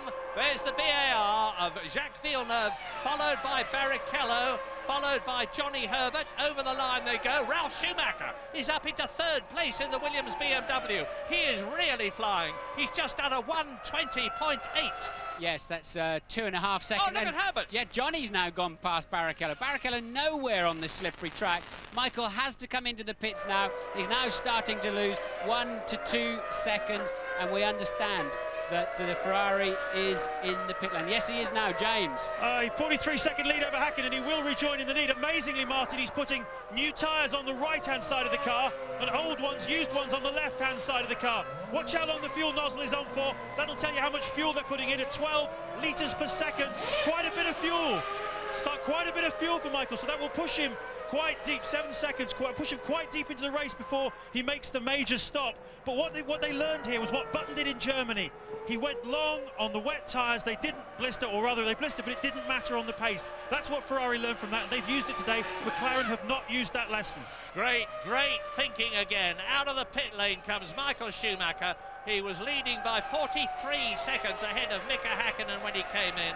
Mika Hakkinen is now really getting a spurt on. He's 16 seconds behind Michael Schumacher after they have both stopped. Ralf Schumacher is only 3 seconds behind Hakkinen and lapping faster than the McLaren in 3rd place. Heinz-Harald Frentzen in 4th position. Remember, he's made his pit stop. Pedro Diniz still in an excellent in 5th place in the Sauber. Jos Verstappen, the Dutchman in the arrows, is 6th. And Ralf Schumacher is keeping up this blistering pace. He's gone faster again. He's closing the gap on Mika Hakkinen. Hopefully there they are in shot. Hakkinen on the left has just gone past Fisichella, who's in 20th place, and Ralf Schumacher will be vying to do the same thing. after his 10-second stop and go, and then having to come in next time around for slicks. Coulthard down in 14th place. So the only man not to visit the pit lane so far as we're into lap 17 is Johnny Herbert, 8th place man, the only man we think that was brave enough to start on the wet tyres. Jacques Villeneuve there fighting with Barrichello. Only one Ferrari in the top 6, only one McLaren in the top 6-point scoring position. Villeneuve fighting Barrichello, and behind Barrichello is Pedro de la Rosa. The arrows are 6th and 10th. New fastest lap for Ralf Schumacher, still flying a 1:19.0. I'm sure it'll come up on the screen. Johnny Herbert has now passed Villeneuve and homing in on Verstappen and Denitz. Johnny needing to impress the American racing scene. He wants to drive in IndyCar, and there goes Johnny past Denitz, and that is for 6th place. No, he doesn't quite make it stick, and don't turn in on his nose, Pedro, and Johnny lives for another day. But that's for 6th place they're squabbling. Johnny having a great race. Yeah, the man from Romford, Johnny Herbert, who so badly smashed his feet in 1988 in that dreadful Formula 3000 race at Brands Hatch. He's never walked the same since, but he drives magnificently, and as you can see, he's attacking to get the Jaguar up into the points by getting past Pedro Diniz. But ahead of both of them is Jos Verstappen, and here is Herbert ducking and diving behind the Sauber. Pedro Diniz very sensibly keeping to the and off goes. There, Johnny Herbert goes off. No, Denitz Sorry, went off. Diniz Johnny goes off, yeah. So Diniz goes off. Barrichello's now attacking him. Denitz comes back on in front of fellow countryman Rubens Barrichello, or Ruby as they call him over here on the American commentary. I'm sure he'd be pleased with that one, but he certainly won't be pleased with this race. But Denitz locking the inside as he turned into turn 10 there and sailing straight onto the grass where there's even less grip. Johnny says thank you very much. Now, we didn't see whether Barrichello got past him, but it means that Johnny Herbert is up. There it is now. That's Barrichello getting a good slipstream of Denitz, and he should have the line into the first corner. He goes back for a second helping of toe and catapults past Denitz. That was smart thinking there by Rubens. Pulled out of the slipstream, hit a brick wall of aerodynamic drag, ducked back in again and launched one up the inside. Nice move there, Rubens. Haven't seen much of what's happening at the front here. Is the answer, Michael Schumacher, lap 19 out of 73. Mika Häkkinen is going quicker at the present moment. He's 9.7 seconds behind the Ferrari and closing. Ralf Schumacher is third. Heinz-Harald Frentzen is fourth. Jos Verstappen is fifth. You've seen Johnny Herbert attacking, and off goes Mika Salo in the Sauber. He's had a very rotten time in practicing. He was 16th, he's out of the race. Hey, look at this. Mika Häkkinen is already 1.3 seconds up on Michael Schumacher this time around. Schumacher is not quick at this stage of the race. Häkkinen is the man on the move, and the lead is now down to 8.1 seconds as you see Salo moving off, and he put too much power in. He could have got out of there, but he spun the wheels too much, so he should have driven away so gently, and he missed his chance there, Mika, of just clambering out of that gravel trap. Yeah. Let's take a short break.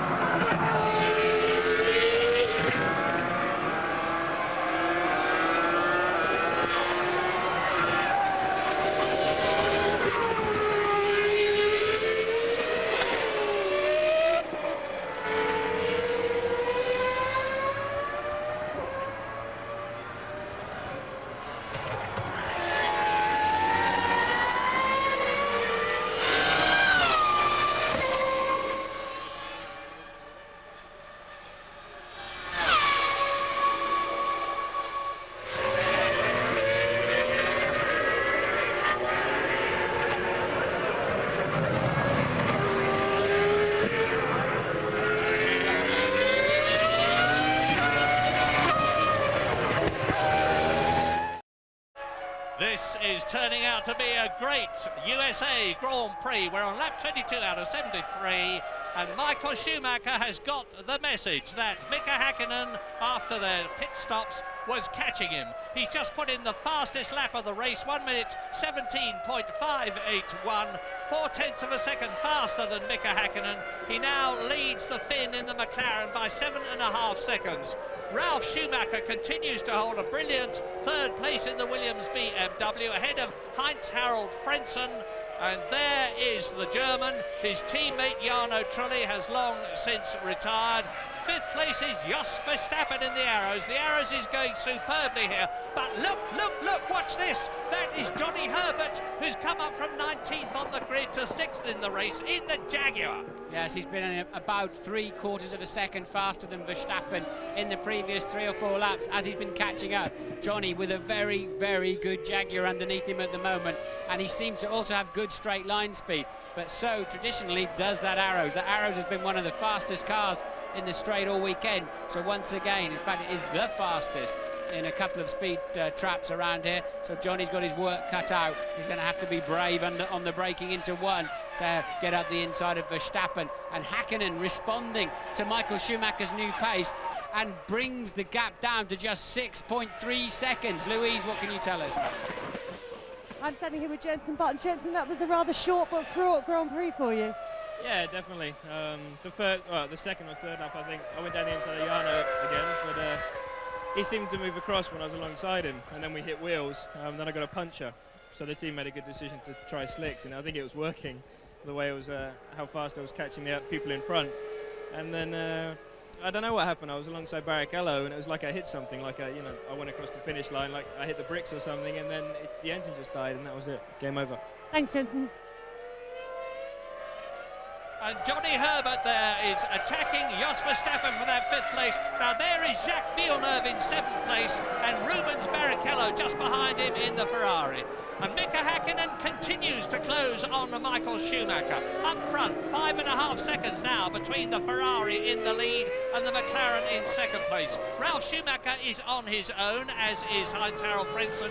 But Jos Verstappen in the Arrows has got Johnny Herbert right behind him. 7th is Jacques Villeneuve. There is the Canadian, the Indy 500 winner from the past. And he's got Rubens Barrichello falling back a bit in the Ferrari. Another 0.8 of a second out of the lead by Häkkinen, down to 5.5 now behind Michael Schumacher. Häkkinen is in a Schumacher sandwich. He's 5.5 behind Michael, or Mike as they call him out here, and 5.1 ahead of Ralf Schumacher. But Mika is the man on the move, and he's already 0.4 of a second up on this man Michael Schumacher in the first section of this lap. So it's really, they're just yo-yoing around. Michael attacks and then Häkkinen counter-attacks. Good stuff. Here's Michael. Now, what's happening behind Rubens Barrichello? 8th place, 9th is Diniz, 10th is De La Rosa. Both Arrows in the top 10. Eddie Irvine 11th in the 2nd Jaguar. David Coulthard 1.1 seconds behind Irvine in the McLaren. Ricardo Zonta is 13th. Then Marc Genet, Jean Alesi, Nick Heidfeld in the Prost, Alexander Wurz in the Benetton. Mazzacane is 18th. Fisichella has been lapped 19th, out of the race. Mika Salo in the Sauber, Jenson Button that you've just heard from in the Williams, and Jarno Trulli in the Jordan. There is race leader. Now you can see the gap between the red Ferrari on the right and the silver McLaren on the left as they go into the infield. It just inside the golf course here at Indianapolis. Believe it or not, the whole Grand Prix circuit is inside the Indy Super Speedway, as is the golf course. And amazingly, the Grand Prix circuit at 2.6 miles long is actually a whisker longer than the Super Speedway. Now, they're up to this complex of turns 8, 9 and 10, which is the only mild criticism I've heard of the circuit. It does disturb the rhythm, but if this race goes well, and it's a fabulous race and America likes it, I think they're going to make alterations to the track, make it longer and probably cut out those twisty bits. Häkkinen 7/10 up in the mid-sector of this lap, so the gap is going to be well under 5 seconds. The start-finish line is quite a long way down this straight. 16.6 for Michael, 15.7 for Häkkinen. The gap is down to 4.1 seconds. Hakkinen is sustaining this charge. James, what can you tell us? Michael Schumacher at that stop, the hose was on for 6.4 seconds. He took 25 laps with the fuel on board, so I reckon he's fueled to about lap 50-something. But I think Hakkinen has got less fuel on board, possibly about 15 or 20 kilos less. That's about 4 or 5 laps. So what Hakkinen has to do in this phase of the race before he makes his stop is get on terms with Michael Schumacher and hopefully get in front of him. It's the only way he's going to be able to win it. Thanks for that, James. We're looking at Jos Verstappen in the orange arrows, with Johnny Herbert in 6th place, right behind him. They're coming up to a slower car. I think it's Fisichella in the Benetton, and it may well be that if Verstappen gets his timing wrong to get past the Benetton, Johnny Herbert will see his opportunity to move up from one. Oh, and who is there? Is Mika Hakkinen with his car on fire. Mika Hakkinen with the McLaren on fire. Yes, he's going to have to come in, no doubt about that. Oh, this is tragic luck for the McLaren team and Mika Hakkinen. And if Michael Schumacher can stay out there, it is going to put him in a commanding lead for the World Championship. Oh, Mika Hakkinen crawls in. Schumacher pulling away, of course, all the time. Ralf Schumacher goes up into 2nd place as I talk to you, and as Mika Hakkinen comes in undoubtedly on lap 27 to retire from the USA Grand Prix. And that is only his 3rd retirement of the year. Out in Australia, out in Brazil, and it couldn't have happened at a worse place here. Yes, I think that's the first time we've seen a McLaren fail, probably in 22 starts, something like that, or 24 starts between the pair of them. Such an unusual sight these days.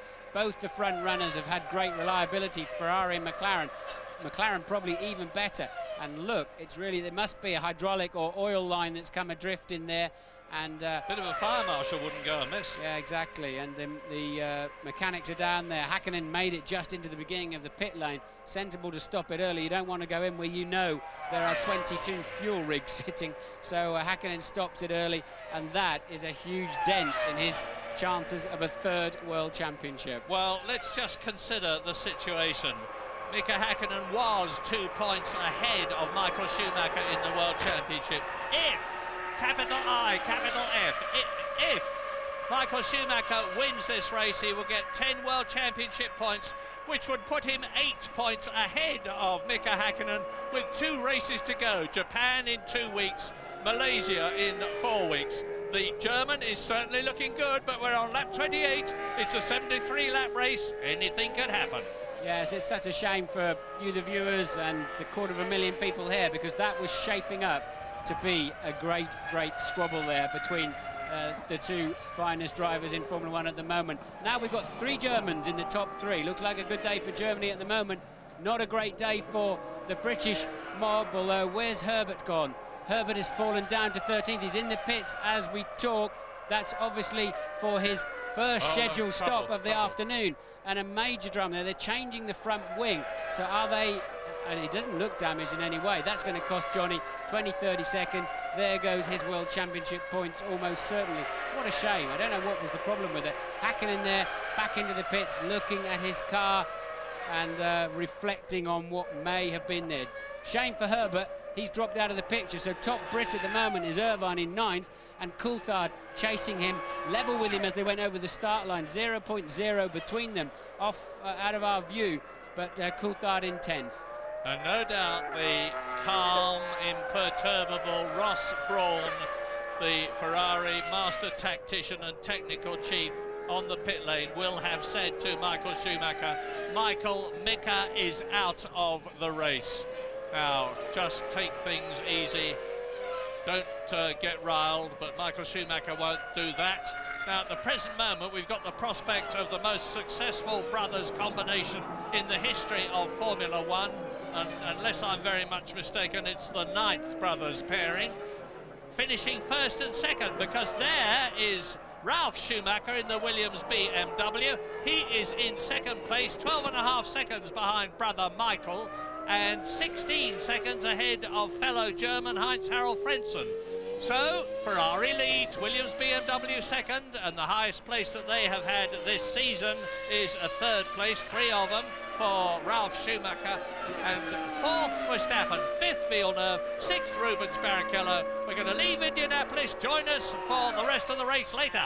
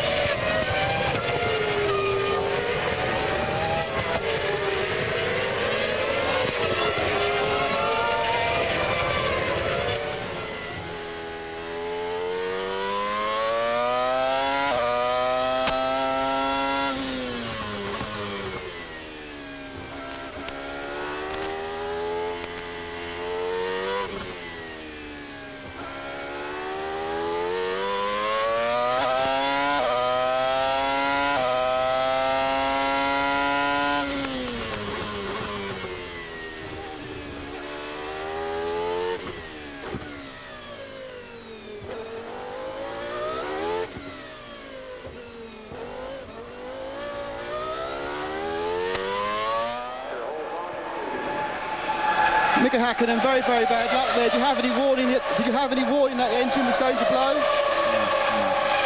It did not give me any warning, so I don't know, understand what went wrong, but it was pretty shame. But, you know, the races get a bit short at the moment, and we have to finish the race to fight the championship, and today we did not, so doesn't help us. I'm sure it's very disappointing, but you must have thought those last few laps, you think you were going to catch Michael? Do you think you'd have won if you'd lasted? Yeah, of course. Thanks a lot.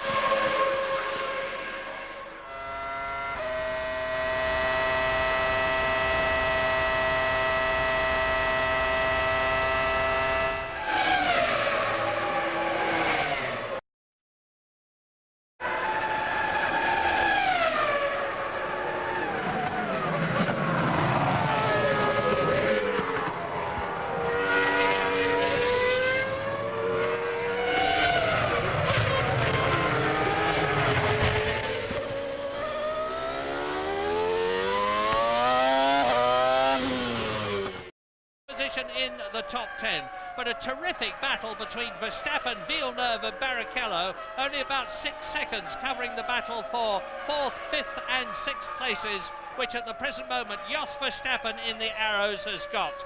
And the highest position that we've had for an Arrows this year is Jos Verstappen's 4th place in Italy. The last race at Monza, they're doing really well. Yes, so 7.5 seconds look from 6th through to 9th.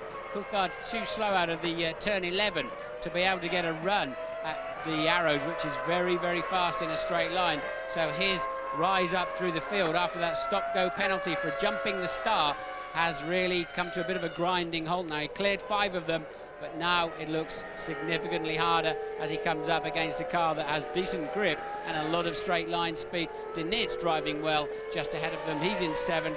Barrichello just down the road by a second and a bit. Yeah, so watch Deniz, the Arrows and David Coulthard while I tell you about the Constructors' Championship. Mika Häkkinen there out of the race, no points, and David Coulthard is out of the points. Both the Ferraris are in the top 6, 10 potential points for Michael Schumacher, 1 potential point for Rubens Barrichello, 11 altogether.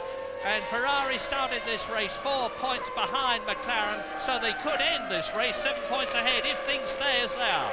Coulthard much better out of 11 that time, Murray, look, and much closer too. I think De La Rosa slightly put off his stride by Diniz, but can Coulthard pick up enough of a toe? Doesn't look like it, does it? He's clearly going to be faster down there in the slipstream, and De La Rosa feinting a look up the inside of 7th place man Diniz. Well, DC has not got enough straight line speed. 2 great scraps on the course, you're looking at one of them.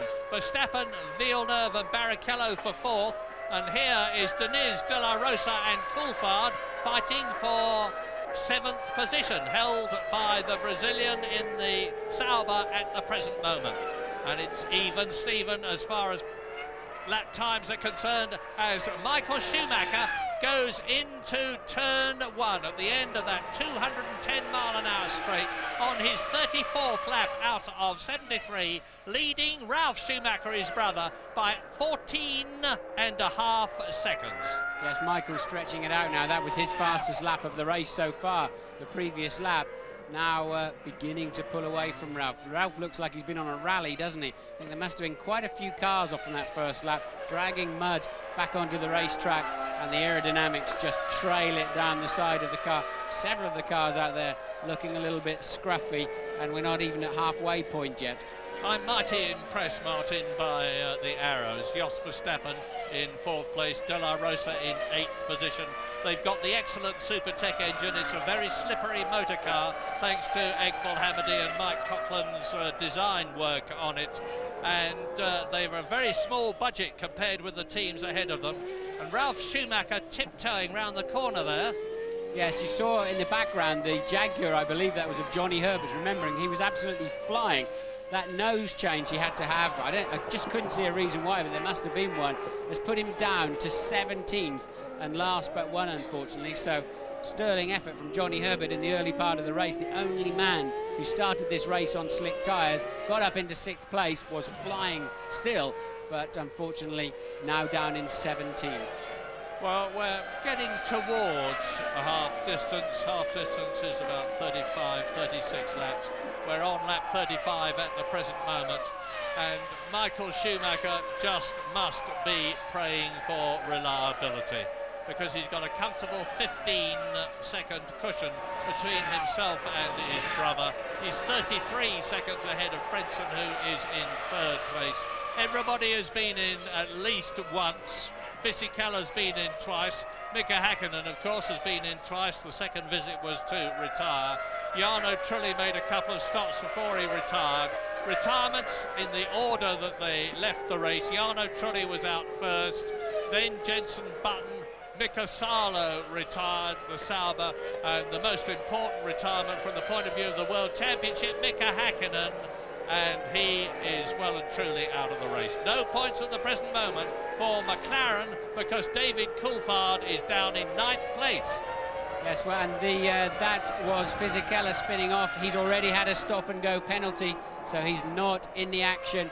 There he is trying to correct it, but Johnny Herbert did, in fact, have a damage right-hand front corner of his wing. That's why they changed it, and we believe also Verstappen is in the wall somewhere, and it's going to be somewhere close to that. Here it is. This will be a replay, and it is coming up to turn 8. There's Fisichella spinning. But at the bottom of the screen, Murray, I think we just saw Verstappen losing the tail end of the car. So this is Coulthard shaping up one more time at the back of the arrows. He's got to get some kind of supersonic slipstream, because he's carrying more wing than the arrows, and as he pulls out, he will hit a barn door, and still Coulthard cannot get close enough, and there is the end result of Verstappen. I think he locked the rears on the way in to turn 8, and he's made it as far as the wall across the slippery grass. Obviously okay, making sure his steering wheel was put on again as per regulations. Now let's have a look at this replay as David Coulthard comes up behind the arrows. I think we're back live on this one, but I've crashed a couple of Tom Walkinshaw's cars like Verstappen just has done, and he's not a pretty sight when you get back to the pits. He seems to be even wider and sterner than normal when you get there, I have to say. Well, David Coulthard fighting for 7th position at the moment, and he's still 2 places away from a single World Championship point, and to get it, he's got to get past De La Rosa and Pedro Diniz, who is in 6th place, last World Championship point scoring position. Rubens Barrichello, of course, has moved up to 5th position. Good news for Ferrari as a result of Verstappen going out, so he's on a potential 2 points, with Michael Schumacher's 10 making 12. Jacques Villeneuve is in 4th place in the BAR, lapping faster than Frentzen. Look at this time, Coulthard, if ever closer. Now this must surely be his chance. If he can't do it on this, I wonder how David's ever going to find enough straight line speed. There's just no way through there. Coulthard really now struggling behind that car. We've got some strange lap times going on there. Fastest 2 men on the track last time around, Villeneuve and Barry. Look, and Coulthard makes it through. De La Rosa running wide in 3. Coulthard squeezing through, and that was a key one for David because that Arrows is so fast in a straight line. Exactly. Pedro de la Rosa, certainly one of the finds of this season. He's had a lot of success in previous categories. Champion in Formula Renault, champion in Formula 3, champion in Formula Nippon, then he was the Jordan test driver. Now he's in the Arrows, making a very good fist of it indeed, hopefully staying with them next year. We are on lap 38 as David Coulthard now has a look at Pedro Deniz's Sauber for 6th position and 1 World Championship point. Jacques Villeneuve exits turn 13, still ahead of Rubens Barrichello in 4th position, Villeneuve, and the fastest man on the track, of course, is David Coulthard, but he's bottled up at the present moment. Can he get past? Well, Villeneuve, and here's Villeneuve, here's Coulthard having a go at Pedro Deniz at the end of the straight. Pedro Deniz shuts the door in his face, which he's perfectly entitled to do at that juncture of the course, and off goes Ralf Schumacher momentarily, 17 points behind the leader in 2nd place. 17 seconds behind the leader, and I don't think it would have cost Ralf too much there. I think he just scampered down the grass between 9 and 10. Here we're going to see it. He locks up the inside front, as you can see. I think he then had to do that short straight, just spinning his wheels down the grass as Michael Schumacher sets a new lap record of 1:15.229, and he really is very comfortable up front. It was Ralf in 2nd place who went off the road. Ralf doing a 17.3 on that lap, so actually it cost him about just over a second, not as much as you'd think. Have you ever seen so many people at a Formula 1 Grand Prix before? The answer is no, because there haven't been as many. Massive crowd.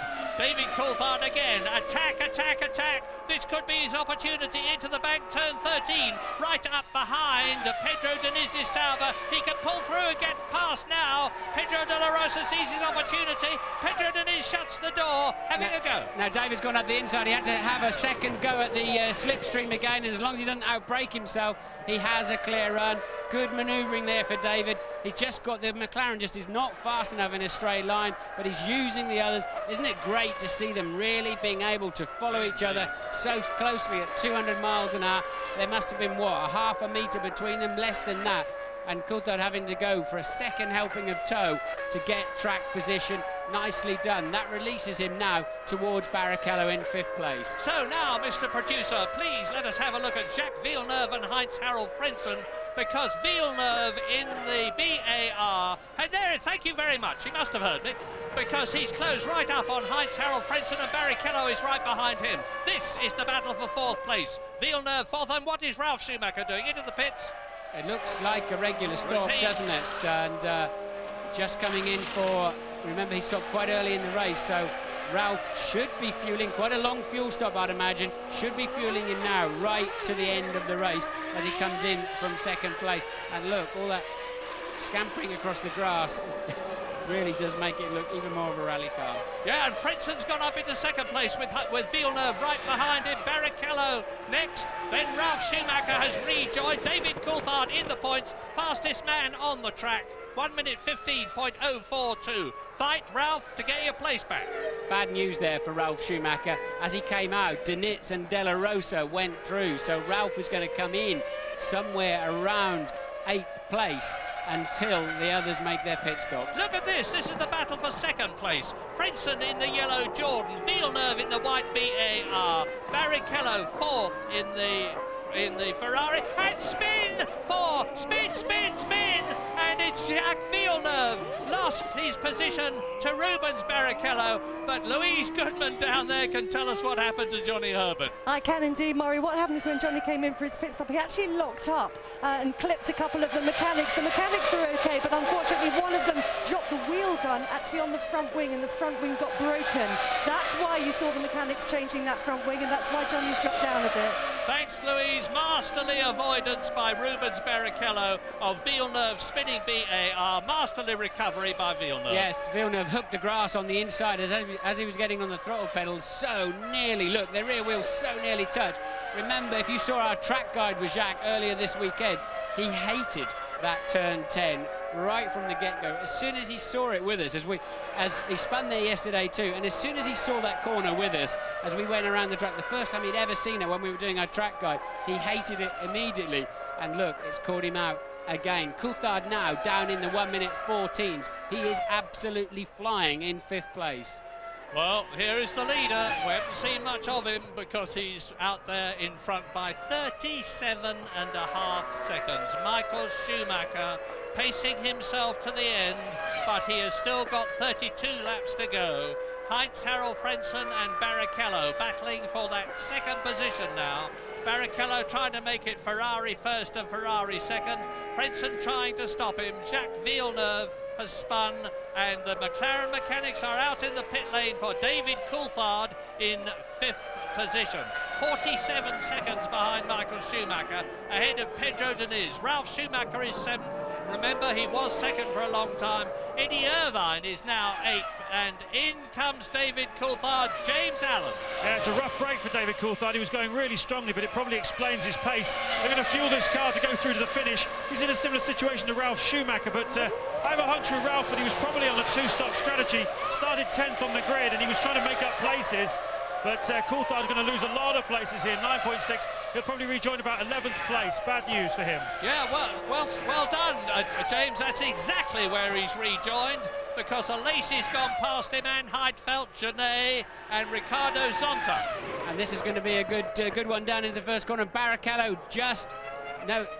which Ferrari is that? That's Michael Schumacher, so effectively lapping David Coulthard. Schumacher yet to stop for his fuel.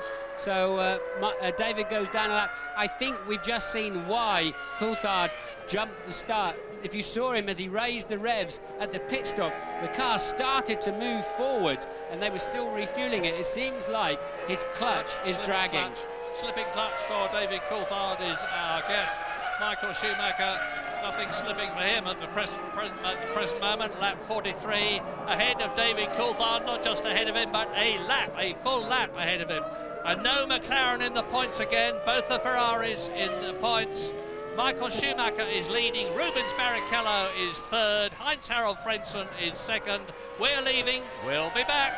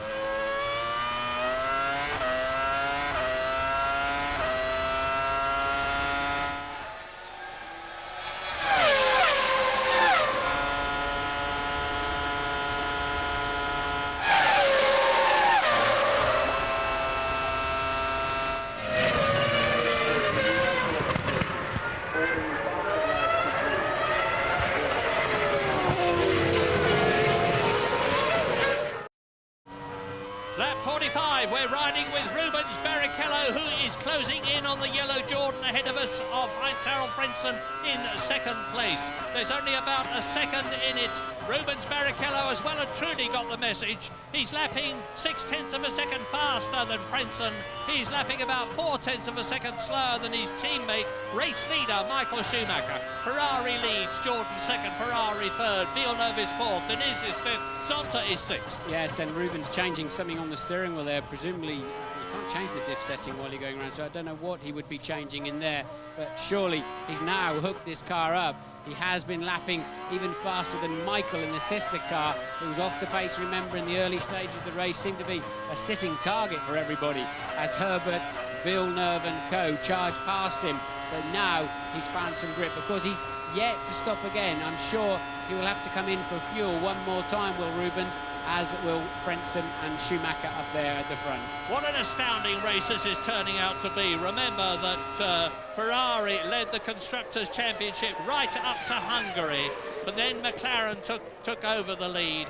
And now Ferrari are first and third. Are they soon going to be first and second in the United States of America at this marvellous circuit, Indianapolis? Yes, Jordan needs these points today. They're down in fifth equal in the championship. They finished third last year. They were expecting great things this year, and it hasn't worked out. They've had reliability problems and a bit of bad luck.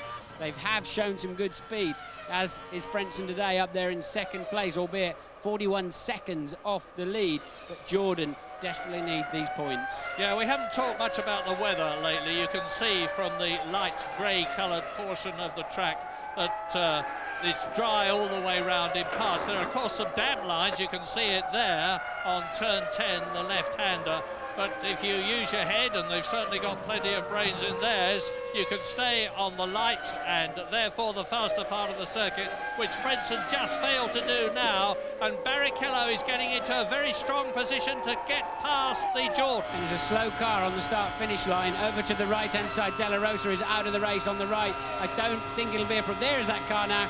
This looks like a video game, doesn't it? Absolutely amazing. And that is a difficult car to move out of the way. A very difficult car to clear off the line, depending on whether they choose to do so or not, or just leave it there, because that has got to travel a few hundred metres to clear it off the racetrack. Yeah, tough for Arrows after all the complimentary things I've justifiably been saying about them. Both of them out of the race, but we're back in it, and Rubens Barrichello is well and truly on it. Look at this. Heinz Frentzen second, Barrichello third, and they are 3 seconds ahead of Villeneuve, who's actually catching both of them, as Giancarlo Fisichella, Gino Fisichella, as he's called here, is in 17th position entering the pit lane, and his teammate Wurz, as a matter of interest, is 15th.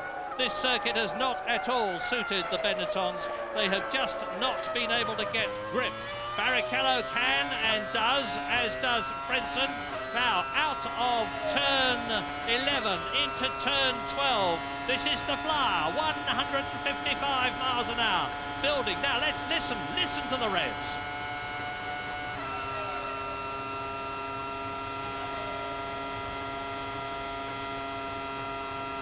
Wham! Down into second gear from 7th to 6th to 5th to 4th to 3rd, and Barrichello is now almost on the gearbox of Heinz-Harald Frentzen in second position. But it's a cliche, here it comes. Getting there is one thing, getting past is another.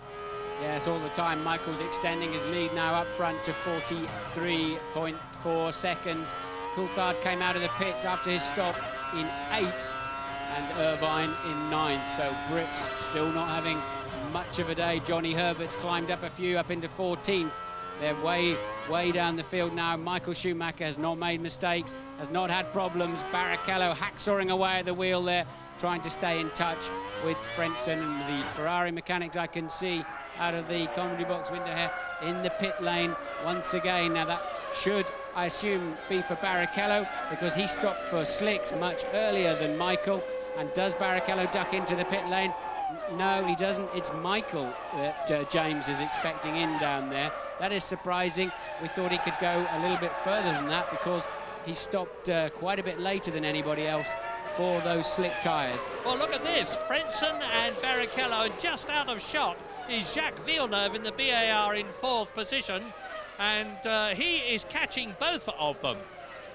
The BAR has been getting better and better this season. You heard Adrian Reynard, and into the pits comes Michael Schumacher with a lead of 45 seconds. He should be able to get in, take on fuel, change tyres, get out, still in the lead, James Allen.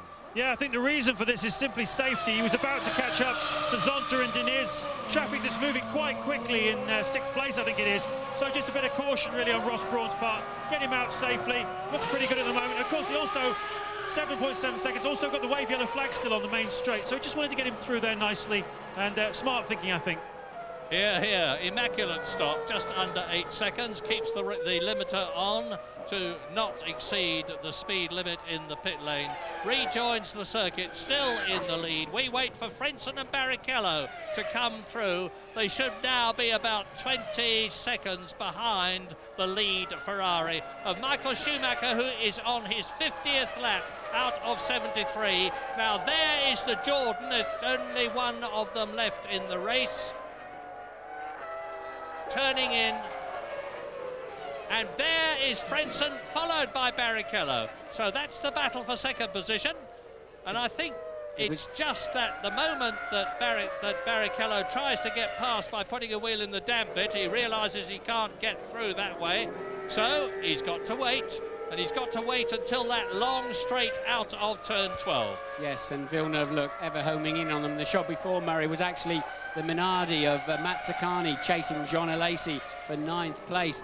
And still going well is Mazzacani, but this is the squabble for 2nd. Just 0.3 of a second between them last time over the start-finish line. Looks even closer now. Villeneuve just 1.5 seconds adrift.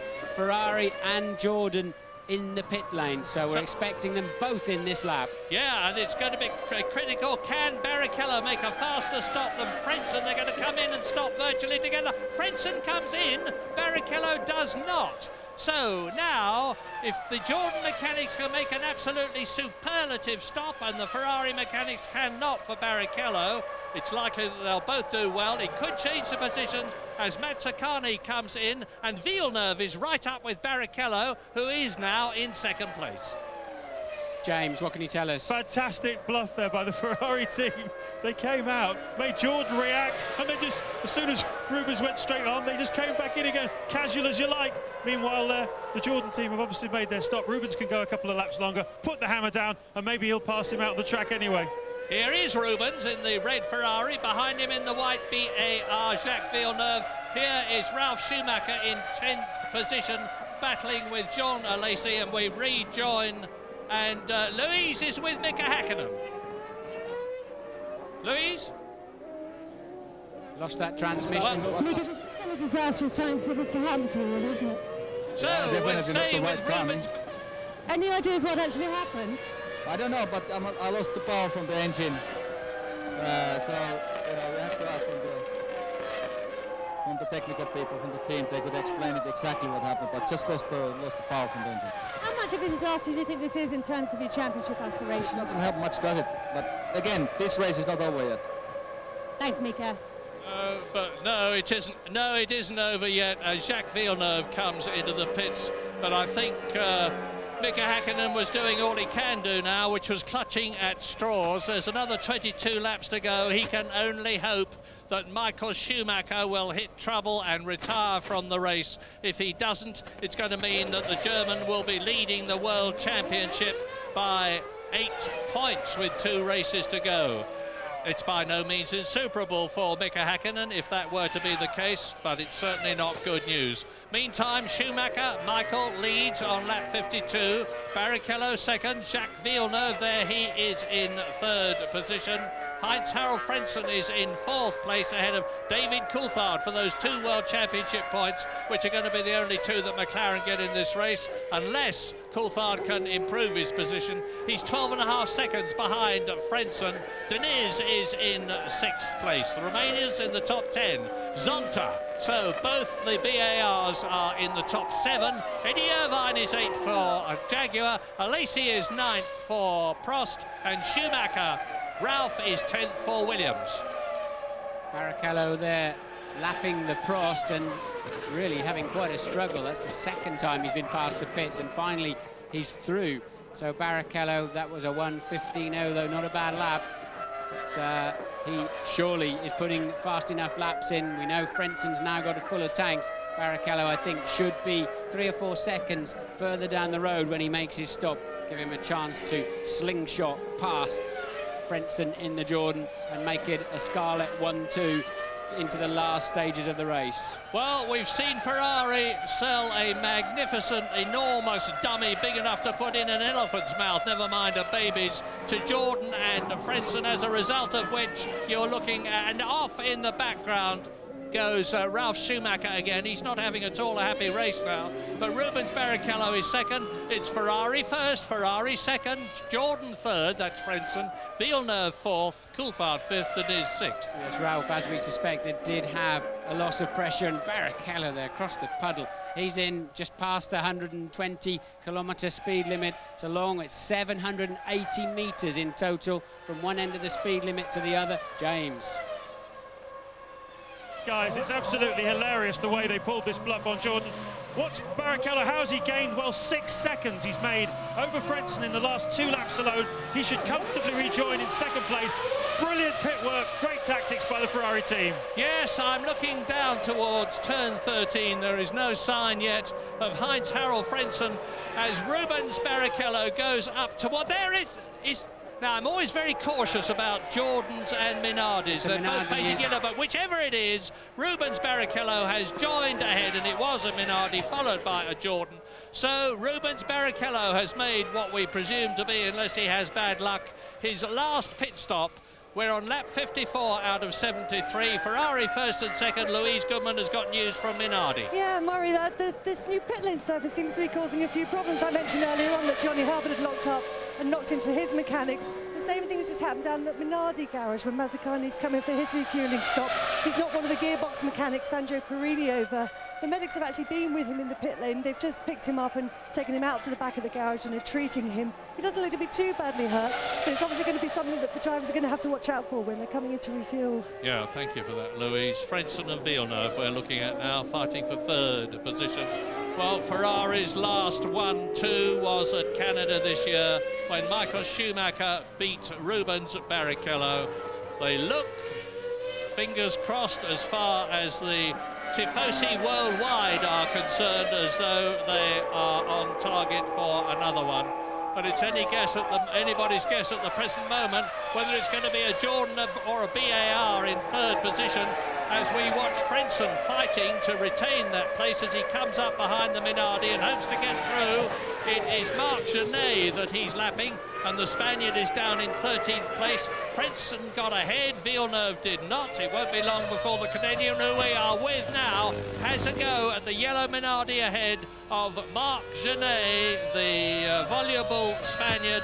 And meantime, ahead, Frenson is pulling away because there's nothing that Villeneuve can do to get past on this twisty part of the circuit. It's not until they hit the quick bit, although maybe he'll close right up at Halman Boulevard, and he is going to go through on the inside as they go to turn 8. That was good news for Jacques Villeneuve.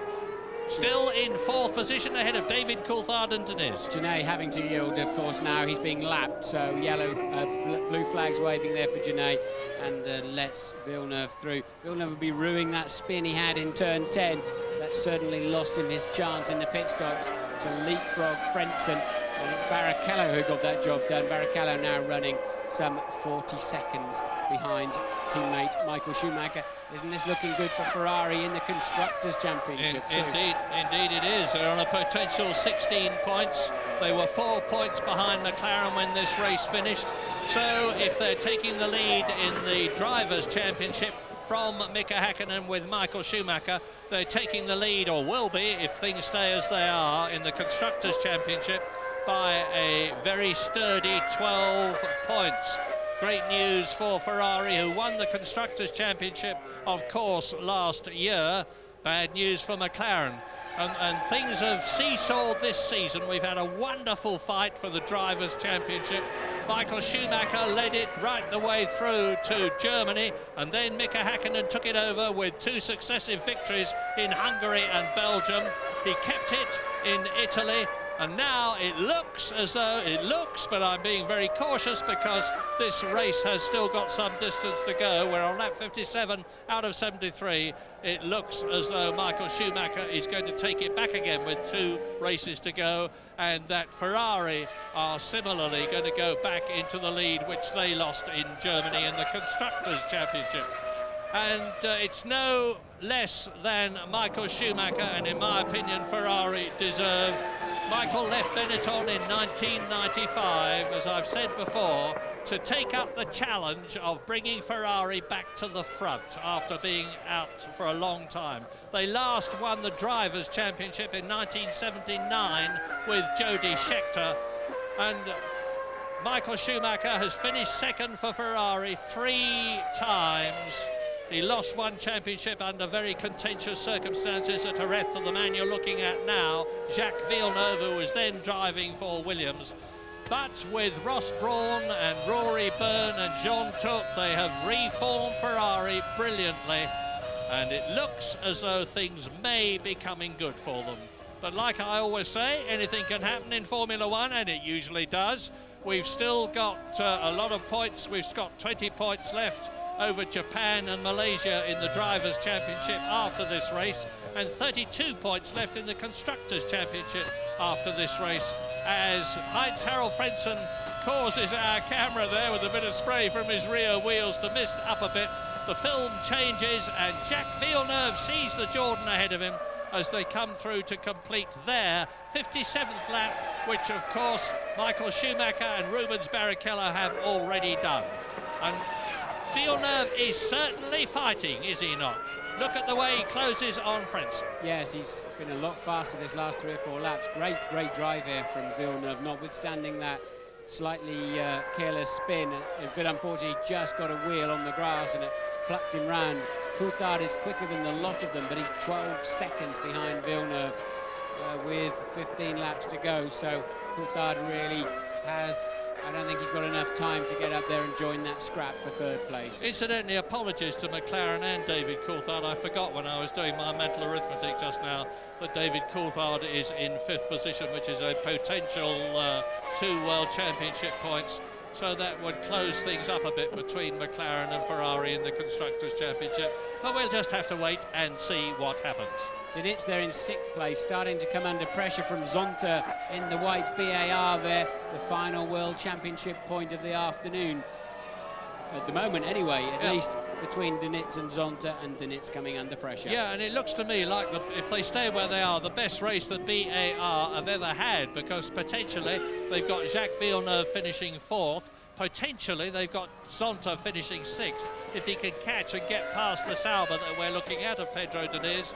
And that would be their first ever finish in a race with both their cars in the points, and Diniz goes into the pits, and Zonta does move up a place into the points, into 6th position. Now, he's stopped twice. Pedro Diniz has already stopped twice, so it is looking good for BAR, as Schumacher, who has lapped everybody up to Zonta, who is 6th, goes through. Now, the Sauber pit is right outside, and they've only just got the 4th tyres there, 3rd and 4th tyres, so they were not expecting Pedro Diniz in the pits that time around. And it's a long pit stop. Watching him now, you're watching Michael Schumacher. Diniz is away, and that's everybody by surprise. That's his 3rd stop of the afternoon. Lap 60, 73 lap race. There's Schumacher, 40 seconds ahead of his teammate Rubens Barrichello, who is 5 seconds ahead of Frentzen, who has got Jacques Villeneuve metaphorically attached to his rear wing. David Coulthard in 5th place is closing on Villeneuve's BAR, and Frentzen's Jordan ahead of him. He's lapping about half a second quicker than they are, but as he's some 11 seconds behind them, it's going to be nip and tuck as far as him getting 4th, let alone 3rd place. And in 6th position, as I've just said, Ricardo Zonta. So fingers crossed, BAR enthusiasts, everybody at Pista, where the Brackley, where the factory is, and it's very good news indeed for BAR. There is the proof as Jacques Villeneuve is right behind the third-place man, Heinz-Harald Frentzen from Mönchengladbach in Germany. We ride with Villeneuve. Yes, this is Villeneuve's worst part of the circuit, the two hairpins at 9 and 10. Frentzen snaking around there trying to apply his 800 horsepower.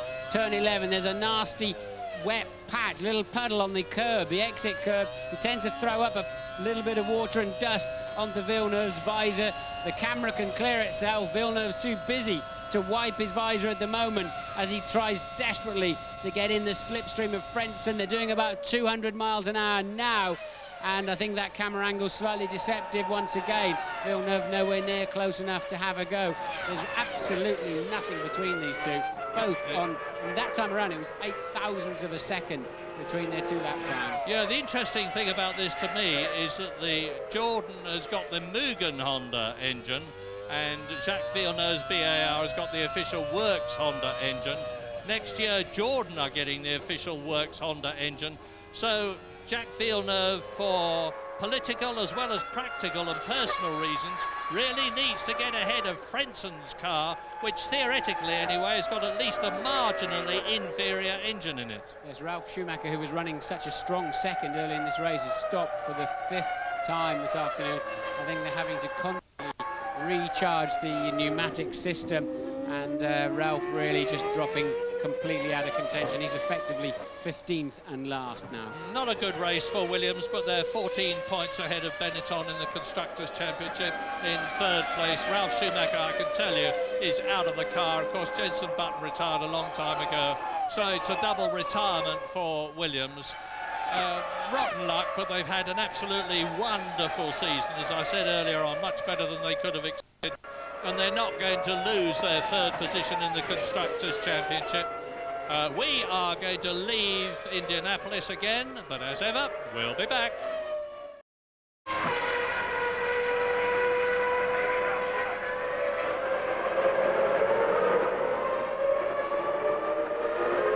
Almeno non arrivo.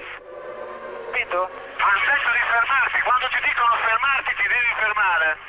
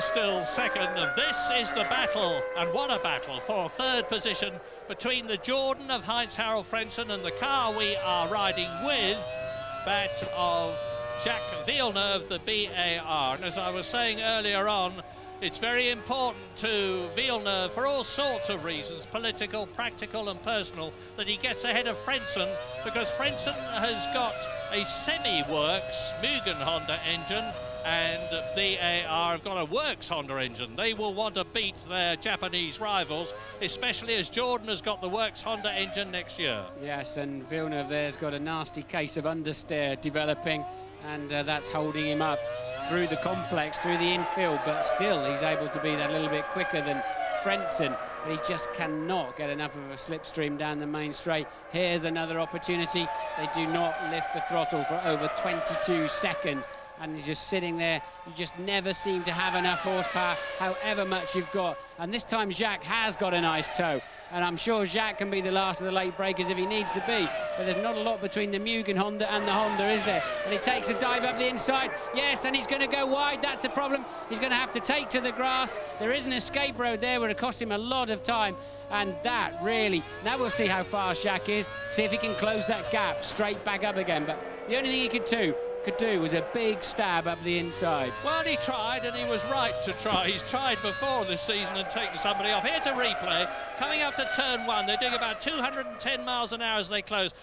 Villeneuve goes through, runs wide onto the grass, loses traction, does well to keep the car pointing straight and not go up the escape road. And of course now Frentzen has massively increased the gap between himself and the BAR, which is back on the track. Yeah, tad ambitious that one there, Jacques. I think it came from about 3 car lengths back, and that's the net result. I think he had to have a go, but he was just a little bit too late on the brakes. I think he could have made it, he just braked too late. Yeah.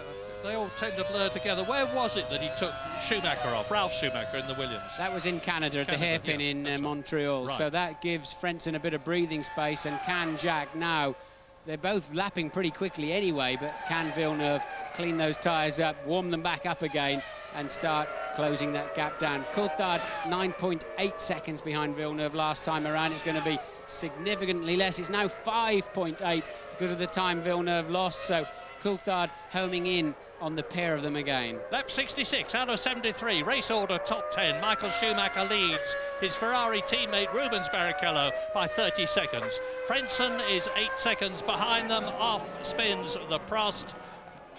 John Alesi, 3rd position, Heinz Frentzen, 4th Villeneuve, David Coulthard is 5th, Zonta is 6th, Eddie Irvine in the Jaguar is 7th, Alesi, who has just spun, is out of the race, so up into 8th position goes his teammate Nick Heidfeld, and in 10th position is Pedro Diniz. Yes, that's the engine seizing up there, and Alesi trying to clear the track, trying not to leave oil on the racing line, the pro that he is, but I think the engine seizes basically and puts him off the road. Yeah, I missed one of them actually. It's as a result of that move. Alexander Wurz is now in 10th position, pursued by Johnny Herbert, who is in 11th position. Retirements as you watch Michael Schumacher on lap 77 out of 73 in order of retirement. Jarno Trulli, Jordan, Jenson Button, Williams, Mika Salo, Sauber, Mika Hakkinen, McLaren, Jos Verstappen, Arrows, Fisichella, Benetton, De La Rosa, Arrows, Ralf Schumacher, Williams, both the Williams out of the race, both the Arrows out of the race. Last man as ever, but he is running, Gaston Mazzacane, 14th, and he is, in fact, he's out of the race now. 12 left out of the 22 who started, and Michael Schumacher coming through yet again, this time to complete his 66th lap. Yes, he's the slowest man on the track at the moment by some margin, just stroking it. 29-second lead with those 6 laps remaining, so Michael just on an afternoon cruise. He's done the hard work. He can now coast a little. Martin, we've got the luxury of the computer which tells us where everybody is, pictures of everybody around the track which are ever changing. But from a spectator's point of view, as Alesi walks in, they're seeing a Schumacher, an enormous gap to Barrichello, a gap to Frentzen, Villeneuve catching him, David Coulthard 5th. What are they going to think of this, do you think? Well, they've seen a standing start. They saw some good tactics. If they've been able to follow the race and been able to understand what's happening in front of them, I think the crowd have enjoyed it. They just seem to get into it here. The fans here just come along, and they're determined to be entertained and happy, I have to say. Yeah. when the cars went onto the circuit for the first time today, and this is the big crowd, of course, we had a lot here yesterday for qualifying, but when they went onto the circuit for the final half hour of practice this morning, there was a gigantic eruption of applause from this enormous crowd. There are a massive number of petrol heads here. 60,000 people have come from Canada, and the Canadian there, Jacques Villeneuve, is closing up on Germany's Heinz-Harald Frentzen. He's still fighting for that third position. Yeah, he's 3/4 of a second a lap faster, so demonstrates to you just how much Frentzen has been holding him up. But why should Frentzen yield? Of course, he will not. But Villeneuve's going to have to get in that slipstream once again and somehow try not to break quite so late. Yeah, as they... Michael Schumacher is on his 69th lap. What I haven't mentioned today, and what you could see if the camera was high enough, is the marvellous Hall of Fame at Indianapolis, this fantastic museum which has great Indy cars from the past, Formula One cars, sports cars, and is magnificently displayed, everything.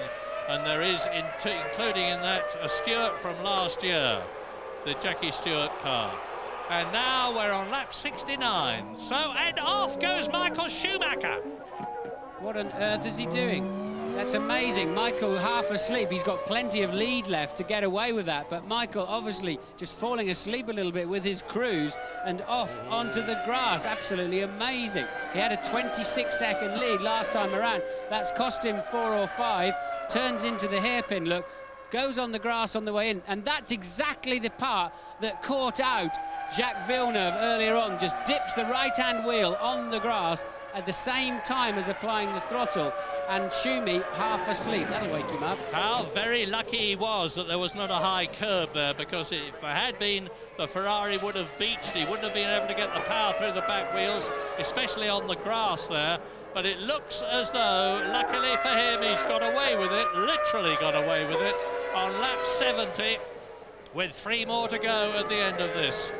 Well, there's a Ferrari in second place, don't forget. They are still on target for a maximum of 16 World Championship points, the first time they would have done that since the Canadian Grand Prix, which was race 8, and this is race 15 with 2 to go. And McLaren currently leading the Constructors' Championship, because this race is far from over, are only on a potential 2 World Championship points for David Coulthard in that 5th position. The BARs of Zonta and Villeneuve are still both in the points to make history for the team if they can stay where they are. Frentzen there, right hand of the cars, 3rd position. Now, behind Zonta in the BAR 6th position is Eddie Irvine in the Jaguar. He's lapping marginally quicker, but he's 22 seconds behind Zonta, so I don't think there's any question of catching him. And James Allen, what is the last-minute news from Ferrari? Well, they're laughing now, Murray, but you can imagine how anxious they were. Giant relief down here. And I went up to a few of them and said, what about that then? And they said, oh, well, that's Michael, you know, he's a genius, but sometimes... Remember Monaco a few years ago, guys, where he was miles ahead in the lead. He went straight on at Saint-Devote and spun it round. He's done it 2 or 3 times. He's done it here today, and hopefully for them, he's got away with it. Lap 71 for Michael Schumacher, 72 and 73 to come. David Coulthard there, out on his own. The man who won in Britain, the one who won brilliantly at Monaco and the French Grand Prix. 3 victories this year, 3rd in the World Championship. He's going to close the gap between himself and Mika Häkkinen, but since that gap was some 17 points, it's not going to make a lot of difference. Yeah, I think it was 19. I hate to tell you also, Villeneuve and Zonta finished 4th and 6th in the very first race of the year to give them a BAR, 2 cars in the top 6, but can Villeneuve make it the first podium, I believe it would be, ever for the BAR team? Yes, indeed, it would be. And they all deserve to do well, the Formula One constructors. They all try massively hard. They all work all-nighters when they have to. They all spend an enormous amount of money, and no, none of them fail to deserve success. BAR have had a particularly torrid introduction to Formula One last year, and they richly deserve that 3rd place, which would be Jacques Villeneuve if he can only get past Heinz-Harald Frentzen. but he hasn't got long to do it, because Michael Schumacher is now on his last lap but one. Each lap 2.6 miles long, so he's got less than 5 miles now as I talk to you. And how Villeneuve is trying. He's throwing caution to the winds. He's going to get right up behind Heinz-Harald Frentzen and then pressure the German right to the last knockings, and he's still on it. Look at him. Yeah, a bit leery there from Jacques, but it worked out quite well. He managed just to get the nose into the corner somehow as they now head into turn 8. A little short squirt into 9, and this is where Jacques is very fast, even though he spun there earlier on. Or I should say more, Frentzen seems slow through there, and Jacques has got a great chance of getting in the slipstream as Michael Schumacher commences his final tour, Murray. Michael Schumacher is on lap 73 out of 73 to come home and win, if he can just do this last 2.5 miles, a truly historic race. The first Formula One Grand Prix ever to be held at the fabled Indianapolis Motor Speedway, which has seen so much fantastic action from American drivers, American cars, Brazilian drivers, British drivers, Scottish drivers. Let us not forget that Graham Hill won here and Jackie Stewart won here, but it's going to be a marvellous victory for Michael Schumacher. And remember how he jumps up with joy on the victory podium. Well, we're going to be seeing the biggest leap of all if he just gets through these final few yards left. He tiptoes round to turn 10, goes underneath the banner into turn 11. This is where the really fast part of the circuit begins, and Michael Schumacher can coast home now. This is going to be his 7th win of the year to put him back into the lead of the Drivers' World Championship, and in so doing to take Ferrari there as well in the Constructors' Championship. Yes, victory for Schumacher. Now, the gap between himself and Rubens Barrichello, his teammate, had closed to under 13 seconds on the previous lap. There's Barrichello crossing the line to make it 16 points for Ferrari. First, Ferrari second. Now, who's going to be third? Frentzen's over the line. No, yes, Frentzen has already gone over the line. Look, he took the 3rd place from Villeneuve, and they ended up just 17 seconds behind Michael Schumacher in the end. They were closing that gap. Remember, Michael on a coast, then had a spin. But what a great race for Ferrari. This was the great unknown of the championship year.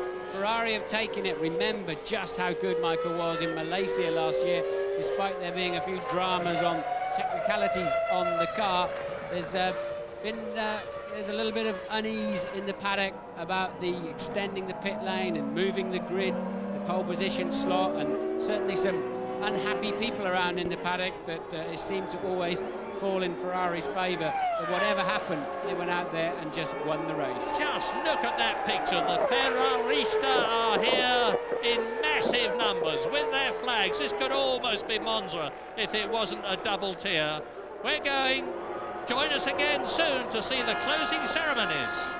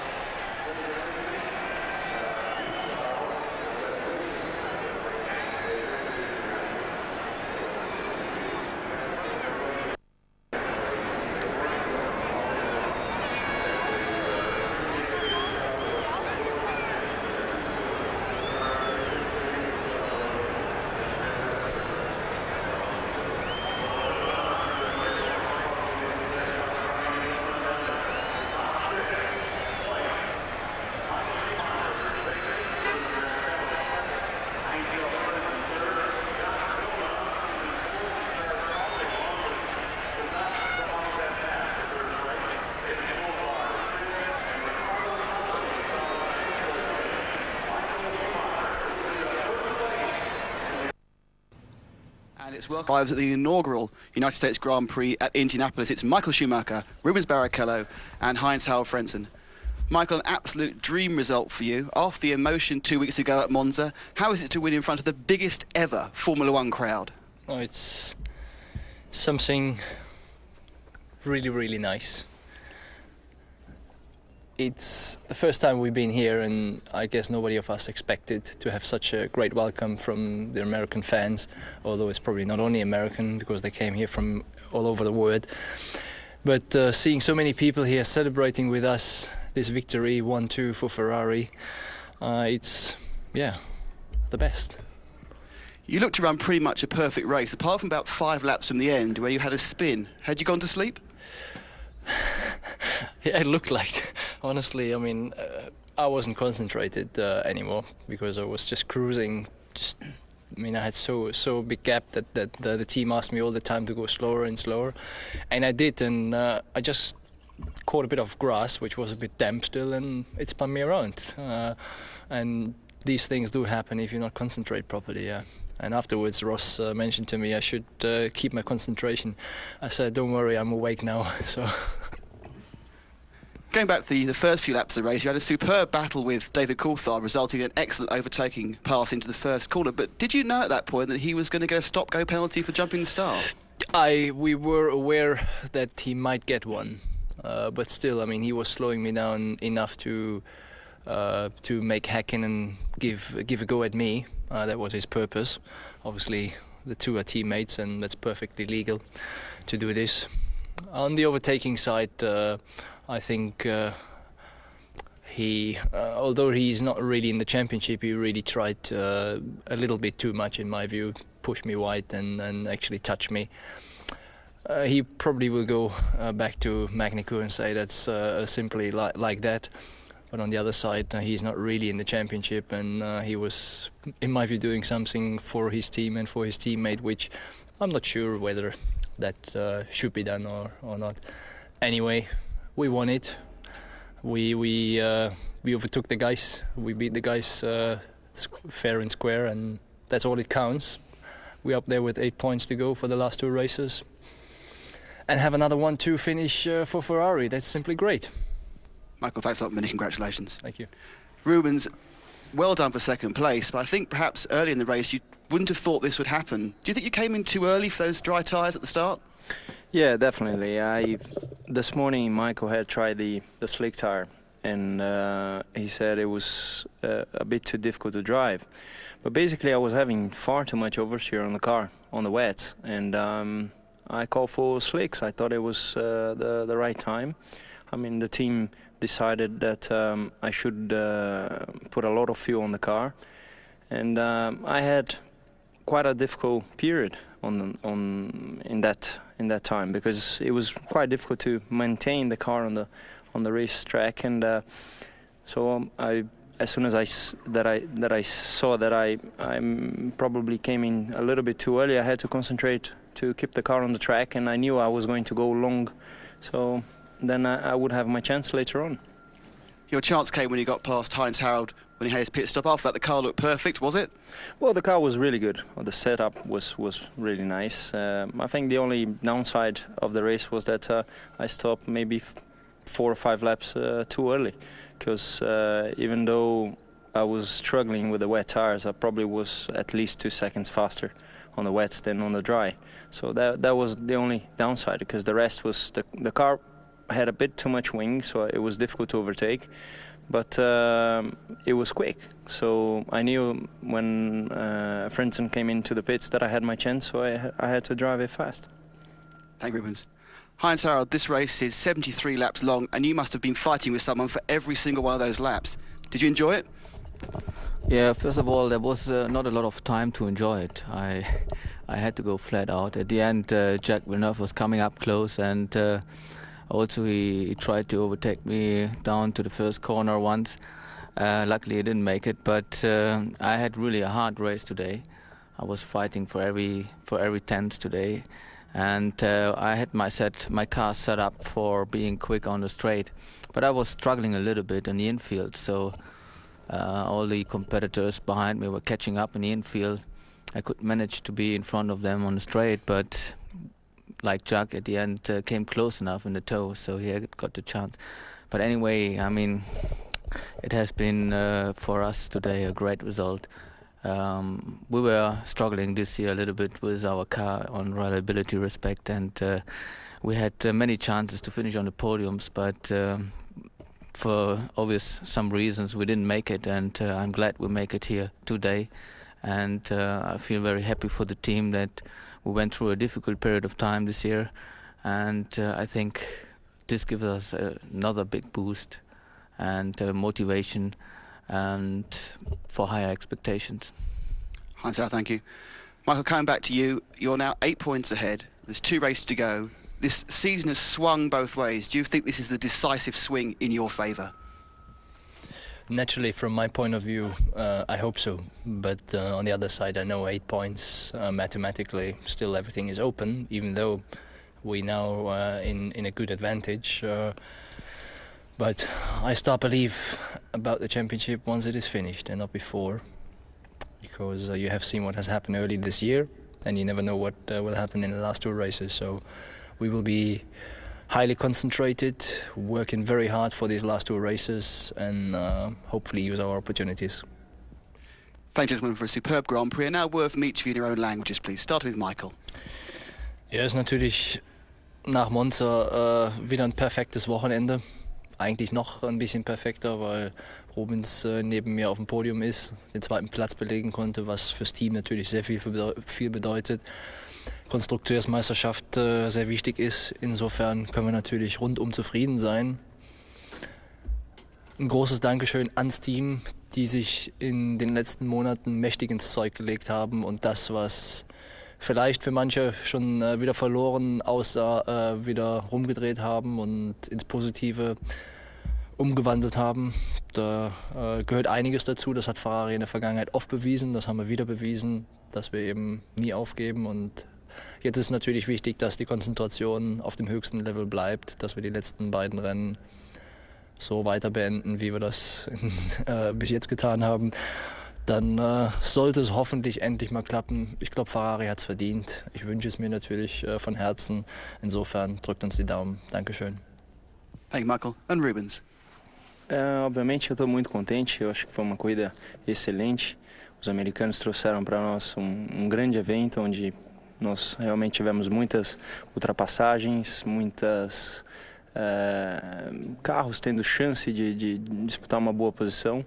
O começo da prova foi muito difícil para mim porque eu decidi o pneu slick e talvez tenha sido um pouco cedo demais. Eu sabia que meu carro ia se comportar muito bem a partir do momento que eu passasse aquele período molhado, e aí foi o que aconteceu. O carro veio bem, tive alguma sorte durante a prova, mas eu acho que esse 1-2 da Ferrari com o Michael e comigo vencendo é fantástico. Hey Rubens. Finally, Heinz-Harald. Ja, mir fehlen ehrlich gesagt die Worte. Ich bin erstmal überglücklich für das Team und für mich auch, dass wir hier Punkte geholt haben und endlich mal wieder auf dem Podium stehen und nach langem endlich mal wieder ein paar Punkte verdient haben. Ich muss sagen, es war ein hartes Jahr dieses Jahr und es ist schön, wieder mal vorne mit dabei zu sein, und mir fehlen eigentlich dann noch die Worte dazu. Ich hätte natürlich noch einiges mehr zu sagen, aber ich freue mich einfach darüber. Danke. Gentlemen, thank you very much and very well done. Thanks a lot.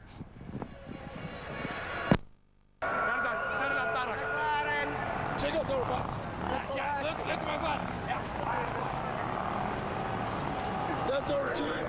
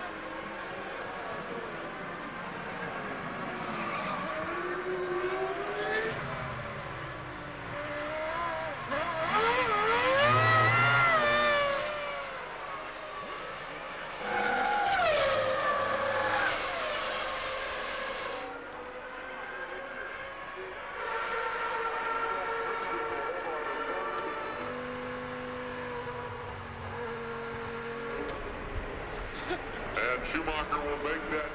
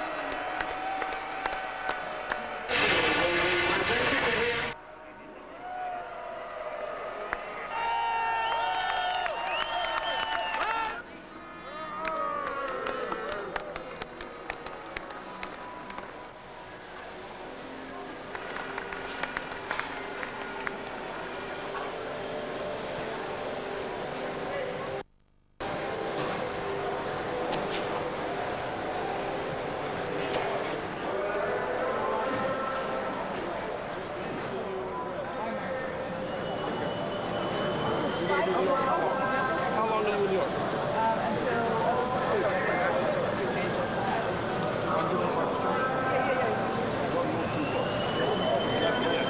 Yes, but I think I'll bring Sam. Let's go. We have 2 helicopters. All right, all right. Bye, Mark. Bye-bye.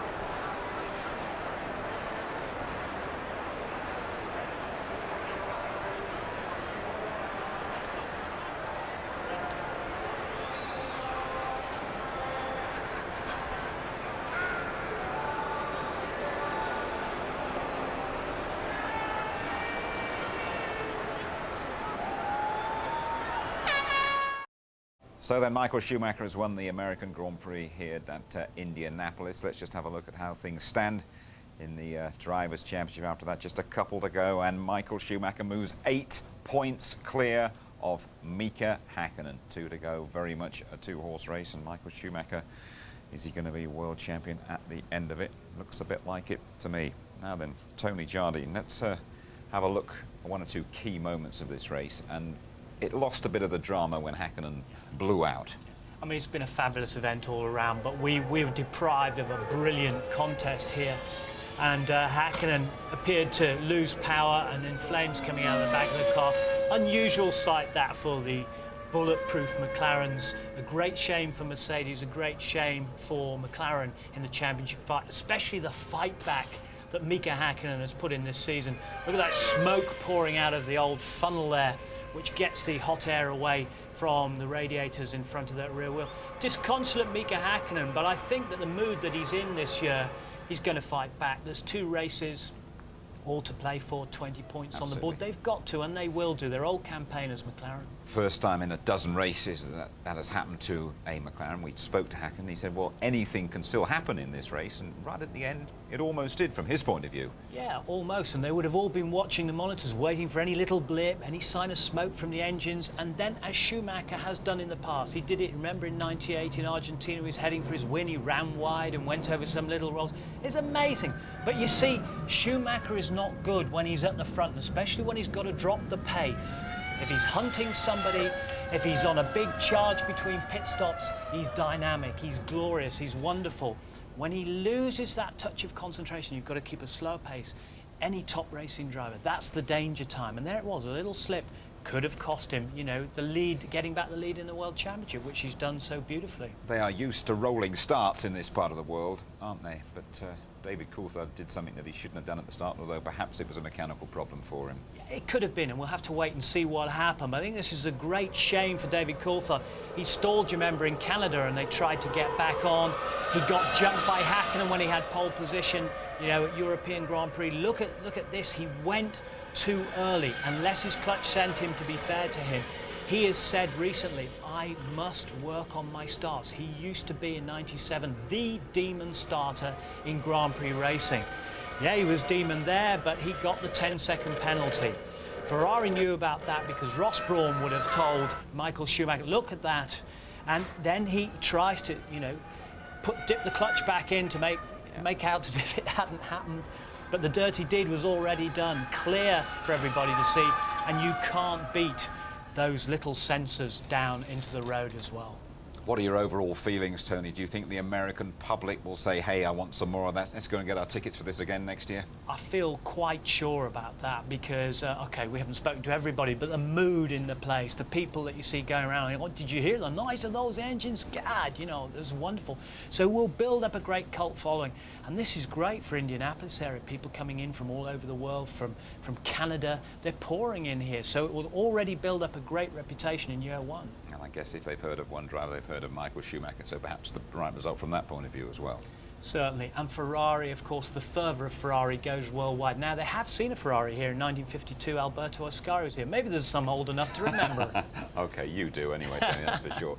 Let me just point you towards the upcoming coverage for you. Of course, you can see the whole race on ITV tonight, 10:45. Highlights pretty early in the morning at 3:35. Both of those on ITV. That highlight show repeated here on ITV2, 7 o'clock tomorrow evening. Maximum 16 points here puts them 10 points clear of McLaren. Williams still third, and Jordan and BAR level on 5th place on 17 points. And these are the career wins as well. Alain Prost, top of that pile. Michael Schumacher up with 42 career wins, 1 ahead of Ayrton Senna. OK, let's hear from the top 3 in the press conference, shall we? Heinz-Harald Frentzen, Rubens Barrichello, and the main man, Michael Schumacher. Jordan needed those points. We will be right back with a terrific competition and Tony Jardine's views on the American Grand Prix. You're back with us at Indianapolis, where Michael Schumacher has won the American Grand Prix, and McLaren's first breakdown for a dozen races could cost Häkkinen very dear. It could do, Jim, and it is a rare occurrence, let's say, because they are genuinely such strong cars. And look at that, such a shame. He was leading that championship by 2 points after that brilliant fight back in the second half of the year, and Hakkinen has been mighty. But he said, you know, lost power somehow, and it's easy for one of those engines to let go. You have to remember, it's been stressed on this very long straight, over 24 seconds flat out. There's the result, and a big dent to the championship hopes. A body blow for Mika Hakkinen, where he's trying to go for his 3rd consecutive World Championship. And only Fangio has done that. Bit of an unscheduled Barbie then for Mika Hakkinen, an unscheduled spin late on for Michael Schumacher when he was going for a Sunday afternoon drive and got a bit dozy, didn't he? Yeah, I mean, he loves hunting down his prey. You know, he loves chasing, he loves making up the gaps between the pit stops. He likes being driving on the edge. If you're being told to slow down and slow down, when he's ahead, that's always when he's fragile. He did it in '98, the Argentine Grand Prix, just the same, and he flew off the end of the road. Luckily, you know, he got that clutch in really quick and got it back. Otherwise, it could have been all over for him, and he would still be 2 points behind the championship. As it is, +8. Just listening to him in the press conference there, Tony, he was none too pleased at David Coulthard holding him back.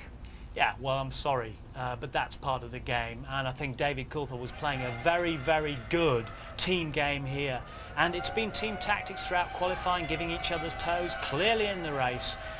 Coulthard had been up there by virtue of Hakkinen giving him the toe. He had a job to do, and he was doing it very, very well. It was Schumacher that puts the squeeze on there, determined. Look at him turning right across. I think a very, very risky thing to do when you're behind in the championship. Nonetheless, it was fabulous to watch. It was a great manoeuvre by Schumacher. Probably just about touched there as well, didn't they? What are your overall thoughts about F1's return to the US of A then? I think it's exceeded the fans' expectations because they've had drama, they've had great overtaking manoeuvres, they've had the spectacle of Formula One, they've had lots of firsts, they've had a standing start, they've seen cars in the rain, they've had a mixture of their own North American razzmatazz. And I can't help feeling that it's a great success. We'll read about it in the American papers, but it's been something where I really think it's going to be a permanent home for USGP on the map. And as you would expect with a venture like this, a few teething problems for Indianapolis, but overall, you've got to say well done, fellas. Big tick, big pat on the back for Tony George, all the officials here, and huge cultural differences, really, because the guys who've run their own things at the Speedway for years and years and years, Formula One comes in and says, whoop, this is the way you're doing it. They don't like that, do they? No, and you can't blame them to a degree. It's like someone coming into your house and taking over, isn't it? Okay, Tony, thank you very much indeed. Well, now, that competition, if you ever watch our F1 coverage and envy the drivers, watch very carefully. Ever wanted to ride an F1 car? Well, now's your chance. We're teaming up with McLaren Mercedes to offer you the thrill of a lifetime, a ride in the back of their two-seater. 2 lucky winners will get a day out at Silverstone and feel the power of a 750 horsepower racing car on one of the fastest tracks of all. And don't worry too much about the chauffeur, we'll provide him too. The car's suitable for most people, but it can reach speeds of up to 200 miles an hour and corner at over 3 Gs, so you'll need to pass a medical and be within the height and weight limits. Also, you need to be 18 or over. And to qualify, you have to answer these 2 very simple questions. When did Mika Hakkinen make his Formula One debut? Was it A, 1991, B, 1992, or C, 1993? A, 91, B, 92, C, 93. Question 2, McLaren hold the record for the most wins in a season, but how many was it? A, 13, B, 14, C, 15. A, 13, B, 14, C, 15. Here's the number to dial, 09065 811 811. 09065 811 811. And don't worry, we'll repeat the questions at the next 2 races in the Far East, and you can find the rules and conditions on these websites. The best of luck to you all. Mika Hakkinen then with a fair bit to do to become world champion for a 3rd successive year. Let me just point you towards our continuing coverage of Formula One here on ITV. Well, a little bit later on this morning, more reaction in our highlight show at 3:35, and of course that programme repeated as always over on ITV2 at 7 o'clock. David, electric start, a little bit too electric. Yeah, I was all wound up, ready to go. Unfortunately, the lights didn't change it. you know, you get used to a rhythm of when you expect them to change, because obviously you're trying to anticipate, and it seemed to me that they were a bit longer than normal, but the rules are rules, and, you know, I had to accept the punishment. It's amazing. First time down here in America for me. First time in Indy, being the man who won the race. It means a lot to me, I have to say. It's simply a great feeling. And here's the Drivers' Championship then. Michael Schumacher 8 clear of Häkkinen, Coulthard getting a couple of points, and Barrichello moving up into the 50s, and a real double whammy. In the Constructors, Ferrari's 16 points, taking them 10 clear of McLaren. Their first retirement, by the way, since Brazil 12 races ago. Blank.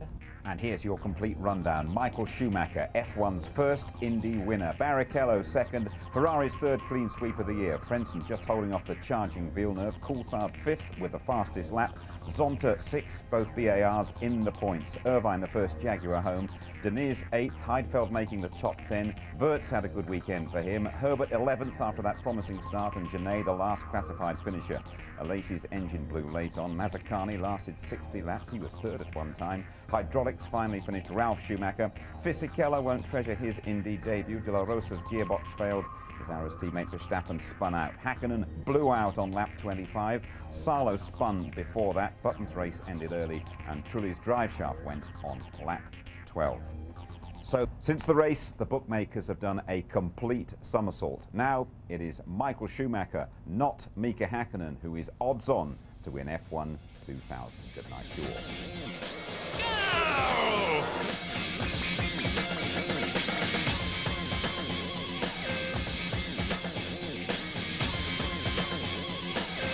There is Mika Häkkinen with his car on fire.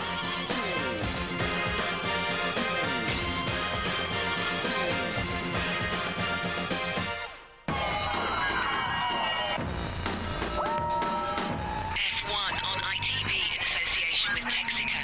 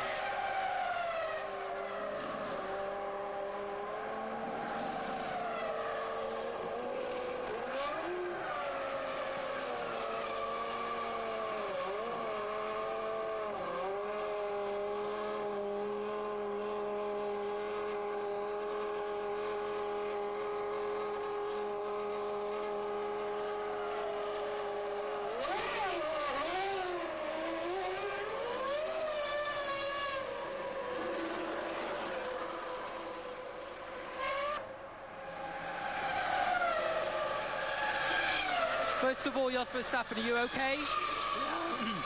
I'm fine. I mean, the car was running really good as well in the beginning. I could overtake people. It was fantastic. On that moment, I just braked on the same spot like normal, and I lost the car completely. I had a lot of oversteer on the brakes. When I came to a standstill, I looked to the brake balance bar, and that wasn't in position anymore.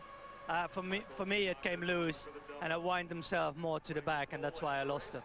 It's a very sad way to lose a Grand Prix. Better luck to you next time. Of course, it's very sad to end the race like this. I mean, the car was perfect till that moment, and it's. I think we lost a few points there, but nothing we can change in the moment. Let's hope for better things next time. Thank you. Thank you.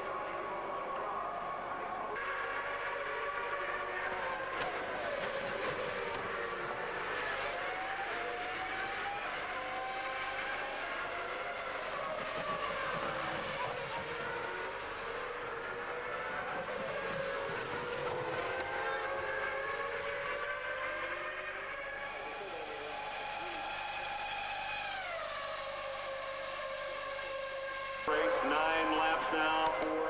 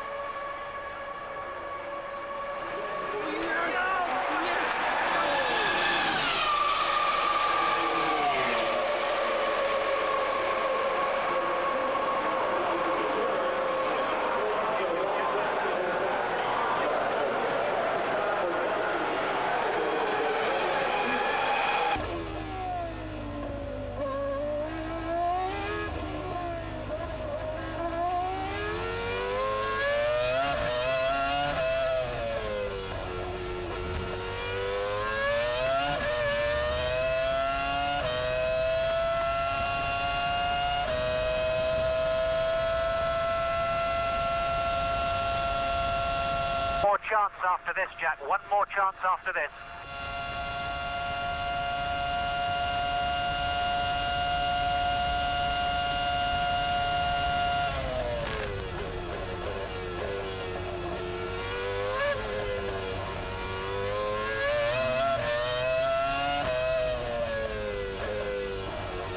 Probably the biggest lap of the year so far, Jack. Come on, you can do it.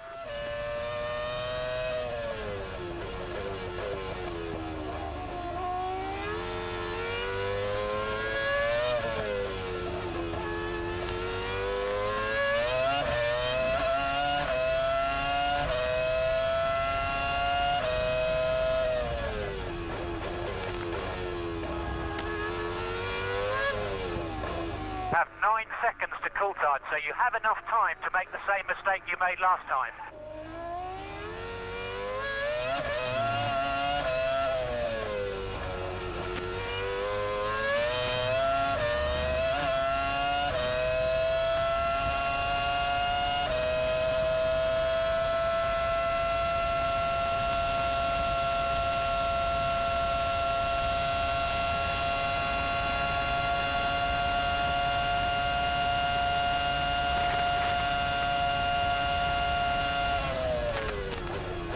Jack, last lap.